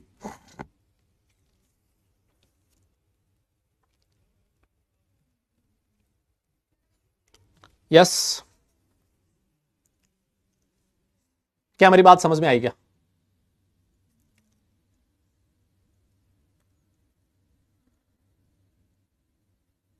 आओ सर थोड़ा और खेलते हैं, सर थोड़ा और खेलते हैं, है ना, थोड़ा और खेलते हैं। यहां पर वीक फील्ड लिगेंड है और यहां पर स्ट्रॉन्ग फील्ड लिगेंड है। सर थोड़ा और खेलते हैं, थोड़ा इंटरेस्टिंग बनाते हैं सर कहानी को। मैंने कहा जाओ इंटरेस्टिंग बनाएं। कॉन्फ़िगरेशन मैंने लिख दिया D4 मैंने लिख दिया, है ना। अब देखना, अब थोड़ा सा इंटरेस्टिंग होगा। इंटरेस्टिंग मैंने क्या किया, D4 लिखा, तो D4 में देखिए ये रहा सर 3D, ये है 4s और ये है 4p। D4 कॉन्फ़िगरेशन है, मतलब D में 4 इलेक्ट्रॉन, 1 2 3 4। क्या तुझे अंदर वाले 2 d ऑर्बिटल खाली मिल रहे हैं क्या? बोले नहीं मिल रहे सर। जब अंदर वाले d ऑर्बिटल खाली नहीं मिल रहे हैं तो तेरे पास टोटल खाली जो ऑर्बिटल्स हैं वो कितने रहे? 4 ही रहे। तो सर इसका मतलब बाहर वाले d का सहारा लेना पड़ेगा सर, 4d का सहारा लेना पड़ेगा, क्योंकि हाइब्रिडाइजेशन या तो d2sp3 हो सकता है या फिर sp3d2 हो सकता है, ये दो ही हो सकता है। सर अंदर वाले 2 d ऑर्बिटल खाली मिल नहीं रहे, मतलब d2sp3 तो होगा नहीं। अब क्या होगा, 1s 3p और 2d ये वाले। सर इस केस में जो हाइब्रिडाइजेशन आएगा वो होगा sp3d2। और कितने अनपेड इलेक्ट्रॉन होंगे सर? 1 2 3 4। सर इसके पास 4 अनपेड इलेक्ट्रॉन होंगे सर, बहुत बढ़िया। यस 4 अनपेड इलेक्ट्रॉन होंगे सर। अब यहीं पर अगर मान ले तेरा स्ट्रॉन्ग लिगेंड हुआ, फिर क्या करूं?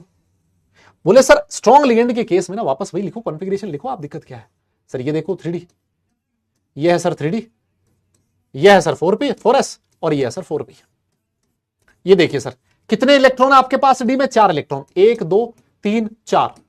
क्या तुझे अंदर वाले 2 d ऑर्बिटल खाली मिल रहे हैं? बोले नहीं मिल रहे सर। अगर तुझे अंदर वाले 2 d ऑर्बिटल खाली नहीं मिल रहे तो मुझे एक बात बता, क्या ये इलेक्ट्रॉन की पेयरिंग करवा सकता है? बोलेगा हाँ सर। सर ये बिल्कुल इलेक्ट्रॉन की पेयरिंग करवा सकता है। इसको 2 इलेक्ट्रॉन खाली चाहिए, अंदर वाले 2 d ऑर्बिटल खाली चाहिए। क्या पेयरिंग से 2 d ऑर्बिटल खाली हो सकते हैं क्या? आप बोलोगे सर बिल्कुल हो सकते हैं। तो अब जाकर ये जो स्ट्रॉन्ग फील्ड लिगेंड है अपना जलवा दिखाएगा और ये जो इलेक्ट्रॉन इसको बोलेगा भाई तू यहां चला जा, ये चला गया बस। अब देखिए, अब अंदर वाले 2 d ऑर्बिटल खाली हो गए और कॉन्फ़िगरेशन कितना हो गया? d2sp3 हाइब्रिडाइजेशन हो गया। क्या मेरी बात तुम्हें समझ में आ रही है? दोनों का कॉन्फ़िगरेशन D4 है, इसका भी D4 इसका भी D4, लेकिन यहां अनपेड इलेक्ट्रॉन ज्यादा है, यहां अनपेड इलेक्ट्रॉन कम है। जब अनपेड इलेक्ट्रॉन ज्यादा स्पिन ज्यादा, जब अनपेड इलेक्ट्रॉन कम स्पिन कम। इस वजह से इसको नाम दिया जाता है हाई स्पिन कॉम्प्लेक्स। यस, और इसको नाम दिया जाता है लो स्पिन कॉम्प्लेक्स। मेरी बात शायद आपको समझ में आ रही है, मेरी बात शायद आपको समझ में आ रही है।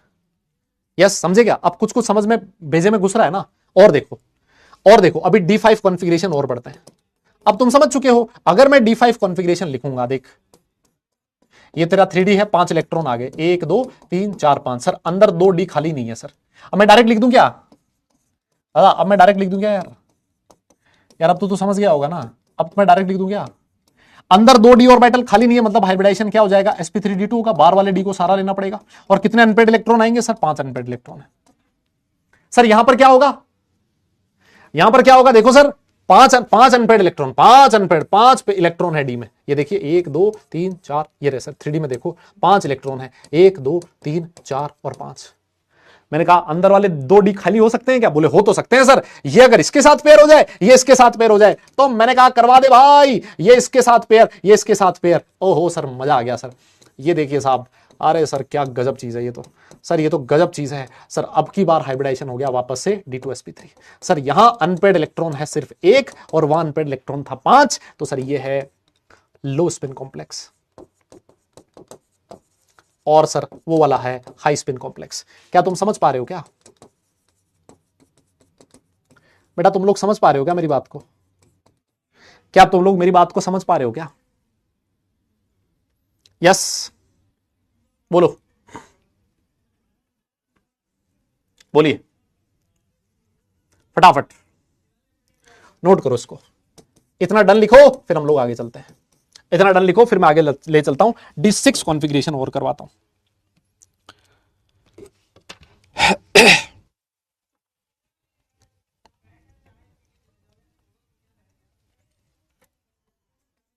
हो गया क्या? यस, और आओ अभी। जब मैं फाइनल कंक्लूजन लिखाऊंगा ना, मजा तो असली तुम्हें तब आएगा जब मैं फाइनल कंक्लूजन लिखाऊंगा। सर देखो कॉन्फ़िगरेशन है D6, यहां है sir weak field ligand. Sir configuration या तो हाइब्रिडाइजेशन sp3d2 हो सकता है या D2sp3 हो सकता है, इसके अलावा नहीं होगा कुछ भी। अपनी मर्जी से हाइब्रिडाइजेशन मत बना देना कोई। सर अगर D6 कॉन्फ़िगरेशन है ना सर, देखो ओहो सर अब की बार देखना, सुनना सुनना बेटा, यह है 3D, यह है 4s और यह है 4p। सुनेगा 6 इलेक्ट्रॉन, 1 2 3 4 5, और छठा तो अब आना ही पड़ेगा इसमें। 6 आगे। क्या अंदर वाले 2 d ऑर्बिटल खाली मिले क्या? नहीं सर, देखो अंदर 2 d ऑर्बिटल कभी खाली मिलेगा ही नहीं, ये वीक है तो पेयरिंग नहीं करवाएगा। पेयरिंग नहीं करवाएगा तो मैंने कहा sp3d2 हाइब्रिडाइजेशन हो जाएगा, बाहर वाला d ऑर्बिटल काम में लेगा। अब मैं बाहर वाला d बना नहीं रहा हूं, है ना, तुम समझ चुके हो। सर इसके पास कितने अनपेड इलेक्ट्रॉन होंगे? 4 अनपेड इलेक्ट्रॉन होंगे। यस हाँ सर ठीक है सर, ठीक है, बहुत बढ़िया सर। तो अब आप स्ट्रॉन्ग लिगेंड पे चलो फिर, है ना, स्ट्रॉन्ग फील्ड लिगेंड पे चलो। अगर स्ट्रॉन्ग लिगेंड होगा तो क्या करेगा सर? स्ट्रॉन्ग लिगेंड होगा ना तो सर कमाल कर देगा। मैंने कहा कैसे? वो क्या करेगा, 6 इलेक्ट्रॉन है ना सर, ये 6 इलेक्ट्रॉन है ना, तो सर इसको इसके साथ पेयर, इसको इसके साथ पेयर। सर ये पता क्या करेगा? ये बोलेगा भैया ऐसे हो जाओ ताकि मेरे पास अंदर वाले 2 d ऑर्बिटल खाली मिल सकें। अब तुम खुद बता दो यहां पर भी हाइब्रिडाइजेशन क्या हो जाएगा? सर यहां हाइब्रिडाइजेशन हो जाएगा D2sp3 और इसके पास कोई अनपेड इलेक्ट्रॉन नहीं होगा। ये तो पैरामैग्नेटिक है लेकिन ये डायमैग्नेटिक है। सर ये हाई स्पिन कॉम्प्लेक्स है और सर ये लो स्पिन कॉम्प्लेक्स है।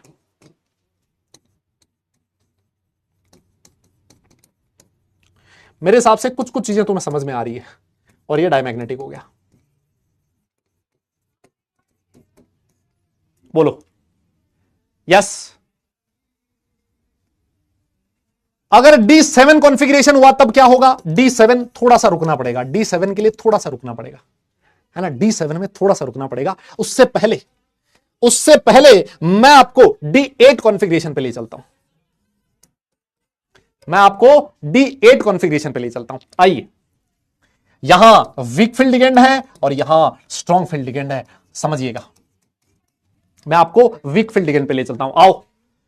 सर अगर आपका वीक फील्ड लिगेंड है तो डी में 8 इलेक्ट्रॉन जल्दी से बनाओ, 3D में 8 इलेक्ट्रॉन बनाओ। 1 2 3 4 5, सर 6 7 8। क्या अंदर वाले डी ऑर्बिटल मिल सकते हैं क्या खाली? सर कभी नहीं मिलेगा। तो सर भैया sp3d2 हाइब्रिडाइजेशन लिख दो। सर कितने अनपेड इलेक्ट्रॉन? 2 अनपेड इलेक्ट्रॉन, ठीक है। मैंने कहा स्ट्रॉन्ग लिगेंड की तरफ आ जाता हूं, तो कहता है सर देखो ये है 3D, है ना, ये है 4s और ये है 4p।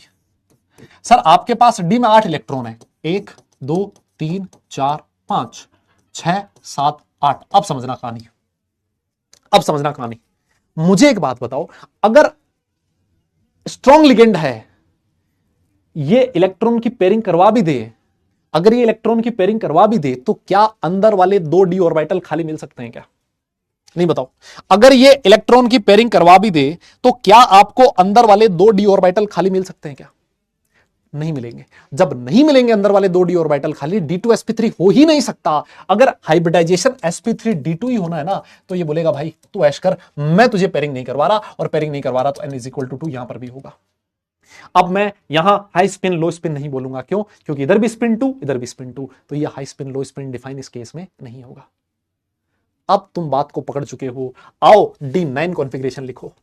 अगर तेरा D9 कॉन्फ़िगरेशन है ना, तो बता दे मुन्ना, अगर तेरा D9 कॉन्फ़िगरेशन है तो सोच, डी में 9 इलेक्ट्रॉन, 1 2 3 4 5 6 7 8 9, अगर 9 भी हो भी गए ना, अंदर वाले 2 डी ऑर्बिटल कभी खाली नहीं मिलेंगे, sp3d2 और नंबर ऑफ अनपेयर्ड इलेक्ट्रॉन 1 हो जाएगा। अगर तू यहां पर भी 9 इलेक्ट्रॉन डाल देगा बेटा, जल्दी बता, यह समझाने के लिए है तुम्हें, यह समझाने के लिए था। अगर तू यहां पर भी 9 इलेक्ट्रॉन डाल देगा, 1 2 3 4 और 5 6 7 8 और 9, तो पेयरिंग तो करवाएगा किसको? यहां पर भी हाइब्रिडाइजेशन sp3d2 होगा और अनपेयर्ड इलेक्ट्रॉन यहां पर भी 1 होगा। दोनों जगह number of unpaired electron same है, low spin high spin define नहीं है। D10 कॉन्फ़िगरेशन है तो हाइब्रिडाइजेशन यहां पर भी sp3d2, अब तुम समझ चुके हो, और सर कोई अनपेयर्ड इलेक्ट्रॉन नहीं होगा। यहां पर भी अगर D10 कॉन्फ़िगरेशन है तो sp3d2 हाइब्रिडाइजेशन और कोई अनपेयर्ड इलेक्ट्रॉन नहीं होगा। समझे कि नहीं समझे? D1 से लेके साला D10 तक तुम्हें एक एक एग्जांपल दोनों के लिए करवा दिया, मतलब मैं तुम्हें 20 एग्जांपल करवा चुका हूं, ऐसे मानो मैं तुम्हें 20 एग्जांपल करवा चुका हूं, मैं तुम्हें 20 एग्जांपल करवा चुका हूं। तो इसके बाद जो फाइनल रिजल्ट बनता है ना, वो रिजल्ट मैं लिख देता हूं, खत्म करते हैं कहानी को।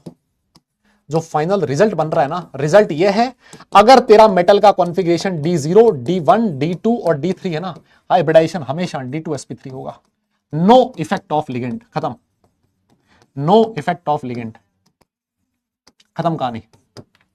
यस, अगर तेरा हाइब्रिडाइजेशन D8 D9 और D10 है मेटल का, तो sp3 D2 hybridization, no effect of ligand. कुछ भी चेक करने की जरूरत नहीं है तुझे, कोई लिगेंड विगेंड का कुछ भी नहीं चेक करना। लिगेंड तुझे चेक करना है अगर तेरा कॉन्फ़िगरेशन D4 D5 D6 और D7 है तो। इस केस में अगर तेरा वीक फील्ड लिगेंड है तो D2sp3 सॉरी sp3d2 चेक कर लो भले, अभी जो हमने लिखा है वही तो लिखा है। और अगर तेरा स्ट्रॉन्ग फील्ड लिगेंड है उस केस में D2sp3। ये तेरा हाई स्पिन हो जाएगा और ये तेरा लो स्पिन हो जाएगा। ये है तेरा फाइनल कंक्लूजन, खत्म कहानी। ये है तेरा खत्म कहानी, ये है तेरा खत्म कहानी। बता, बोल बोल, अब बताओ कौन सा वाला एग्जांपल करवाना है तुम्हें? अभी D7 नहीं करवाया मैंने तुम्हें, अभी मैंने तुम्हें D7 नहीं करवाया, करवाऊंगा, चिंता मत करो, वो भी करवाऊंगा, है ना, ऐसी क्या बात है, वो भी करेंगे। हाँ, कौन सा वाला? अबे D7 भी होगा, रुको रुको, D7 भी होगा, तुम थोड़ा ठंडा करके खाओ, मैंने लिखा है कंक्लूजन, वो भी बताऊंगा, थोड़ा वेट करो। इससे पहले मैं कुछ एग्जांपल देता हूं। अब आओ, जो मैंने आज आपको एग्जांपल करवाए थे ना, बताओ। COF63-, सबसे पहला एग्जांपल ये करवाया था ना, सबसे पहला एग्जांपल था। बताओ यहां पर तुम्हें कॉन्फ़िगरेशन क्या मिला था CO का? सर जो CO होता है FeCO 3d7, सर CO जो होता है वो 3d7 था, और CO की ऑक्सीडेशन स्टेट +3 है, इसका मतलब ये क्या था? CO 3d, CO 3+ कितना था बेटा? 4s2 3d7 था ना ये बेटा। ये कॉन्फ़िगरेशन तो अच्छे से लिख लेना, ये था सर 4s2 3d7, और CO 3+ है, इसका मतलब ये क्या हो गया था सर? ये 3d6 हो गया था। अब सोचो, D6 configuration weak ligand, D6 weak ligand, hybridization बोलो जल्दी से, sp3d2 बोलो। सबसे पहला एग्जांपल यही था। दूसरा एग्जांपल ये वाला करवाया था, CONS363+। ये उन बच्चों के लिए है जो डायरेक्ट एग्जाम में क्वेश्चन करना चाहते हैं, बाकी मेथड मैंने बता दिया, जो मेथड से करना चाहे वो भी कर ले। सर CO3+, यहां पर भी देखिए, CO3+ मतलब कॉन्फ़िगरेशन है 3d6। सर जो NS3 है सर वो स्ट्रॉन्ग लिगेंड है, और अगर स्ट्रॉन्ग लिगेंड है तो हाइब्रिडाइजेशन D2sp3। बताइए। तीसरा एग्जांपल मैंने आपको करवाया था FeH2O6 3+, ये वाला करवाया था ना, अरे बोलो। तो सर Fe जो था वो होता है Ar4s2 3d6, यहां Fe+3 ऑक्सीडेशन स्टेट में है तो +3 हो गया सर, +3 क्या हो गया? Ar 3d5। Sir D5 configuration, H2O weak field ligand है, और वीक फील्ड लिगेंड है तो हाइब्रिडाइजेशन sp3d2। खत्म करिए, घर चलिए सर। एग्जाम्पल अभी होमवर्क में दिया है मैंने तुम्हें, NiNH363+, ये वाला एग्जाम्पल मैंने तुम्हें घर पे दिया है करने को।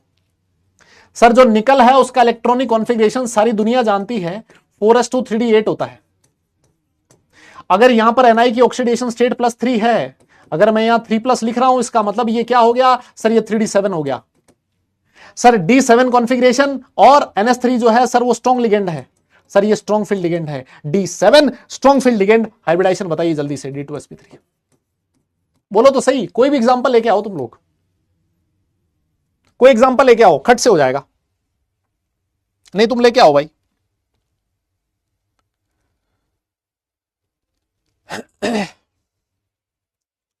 तुम समझ पा रहे हो क्या मेरी बात को? और बाकी तुम लोग बता दोगे ना वो। अब देखो अंदर वाला डी ऑर्बिटल यूज हो रहा है तो सर ये इनर ऑर्बिटल कॉम्प्लेक्स है ना सर, इसके पास अनपेड इलेक्ट्रॉन कितने होंगे मैंने कैलकुलेशन करना बता दिया। सर ये आउटर ऑर्बिटल कॉम्प्लेक्स है, ये आउटर ऑर्बिटल है, ये इनर ऑर्बिटल है। कर लोगे कि नहीं कर लोगे? अरे हो जाएगा क्या, जल्दी बोलो यार, पक्का ना? सोच लो एक बार।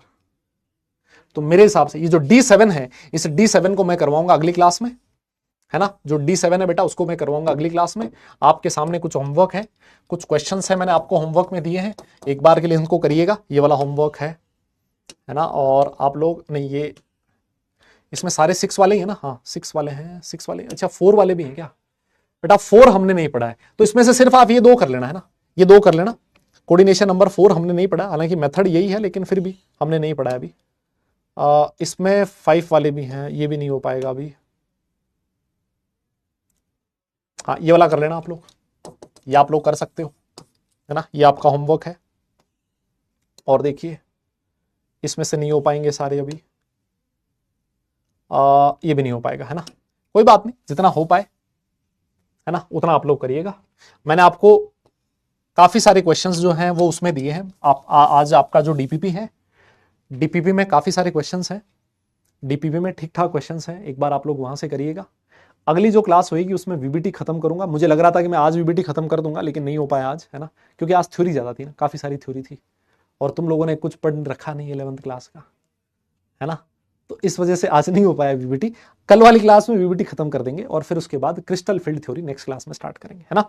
तो देखो आज आपको क्या मिलेगा सर, आज हमें डीपीपी मिलेगा, और जो क्लास में दिया है वो वाला होमवर्क करना है सर। यस, जो क्लास में दिया है वो वाला होमवर्क करना है, और फिर उसके बाद क्या करना है, रिवीजन करना है। यस, और अगर आप लोग पीडब्ल्यू के मॉड्यूल में से क्वेश्चंस करना चाहते हो, पीडब्ल्यू मॉड्यूल में से, तो आज आप लोग EAN इफेक्टिव एटॉमिक नंबर और VBT में सिर्फ कोऑर्डिनेशन नंबर 6 के क्वेश्चंस कर सकते हो। दिल खोल के कर सकते हो, कोई नहीं रोकेगा आपको, और बढ़िया क्वेश्चंस हो जाएंगे, मेरी गारंटी है। अब बताओ लास्ट में जाते जाते क्या ऐसा लगा कि हाँ यार VBT के क्वेश्चंस हो तो जाएंगे? कैसा लगा? क्या तुम ऐसे फील आई क्या? लास्ट में जाते जाते क्या आपको ऐसे फील आएगा कि यार लग रहा है कर देंगे, है? ऐसे लगा क्या? बताओ बताओ। अच्छा लगा ना, पक्का? तो अब मैंने दोनों मेथड बता दी है। आप सब्जेक्टिव मेथड से जाना चाहते हो उस मेथड से जा सकते हो, वो भी कोई बड़ा मेथड नहीं है, 2 लाइन में वो भी खत्म हो जाएगा। आप सब्जेक्टिव पे ना जाके आप डायरेक्ट शॉर्टकट मेथड से करना चाहते हो, शॉर्टकट मेथड मैंने बता दिया। जो आपको ठीक लगे, जो आपकी श्रद्धा हो, जैसा हो वो कर लो आप लोग, लेकिन करो जरूर, मैं आपसे ये कह चाहता हूं, है ना। और मैं फिर तुम्हें ये कह रहा हूं कि यार पिछला वाला जो है ना, थोड़ा बहुत इनऑर्गेनिक केमिस्ट्री पढ़ो यार, ये गलत बात है ना। अगर आप लोग नहीं पढ़ के आओगे ना तो नहीं काम चलेगा। थोड़ा बहुत इनऑर्गेनिक केमिस्ट्री पढ़ो। 11th क्लास में आप लोगों ने वो पढ़ा है, मतलब जिसको हम लोग बोलते हैं केमिकल बॉन्डिंग। केमिकल बॉन्डिंग पढ़ो यार, वो बहुत काम में आएगा।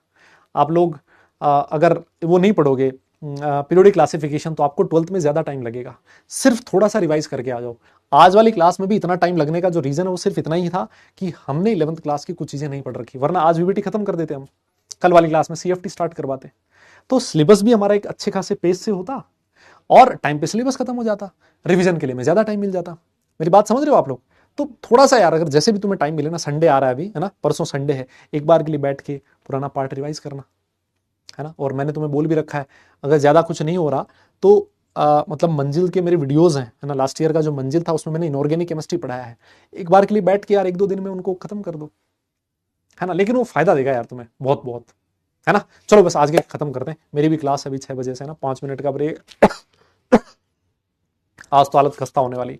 चलो फिर नेक्स्ट सेशन में आपसे मिलते हैं। सारे लोग अपना ख्याल रखें, खुश रहें, हंसते मुस्कुराते रहें और पढ़ाई जरूर करते रहें, क्योंकि एक बड़ा काम पढ़ने से चलेगा, सिर्फ मुस्कुराने से नहीं। नेक्स्ट क्लास तक के लिए tata bye bye, love you all. लेकिन आज जो पढ़ा दिया नेक्स्ट क्लास में पढ़ के आ जाना भाई, ये मैं आपसे हाथ जोड़ के विनती कर रहा हूं, क्योंकि नहीं तो फिर वही साला इतना ज्यादा टाइम लगेगा। रिवाइज करके आओगे, कल वाला जल्दी टाइम लगेगा, ठीक है। चलो फिर टाटा बाय बाय।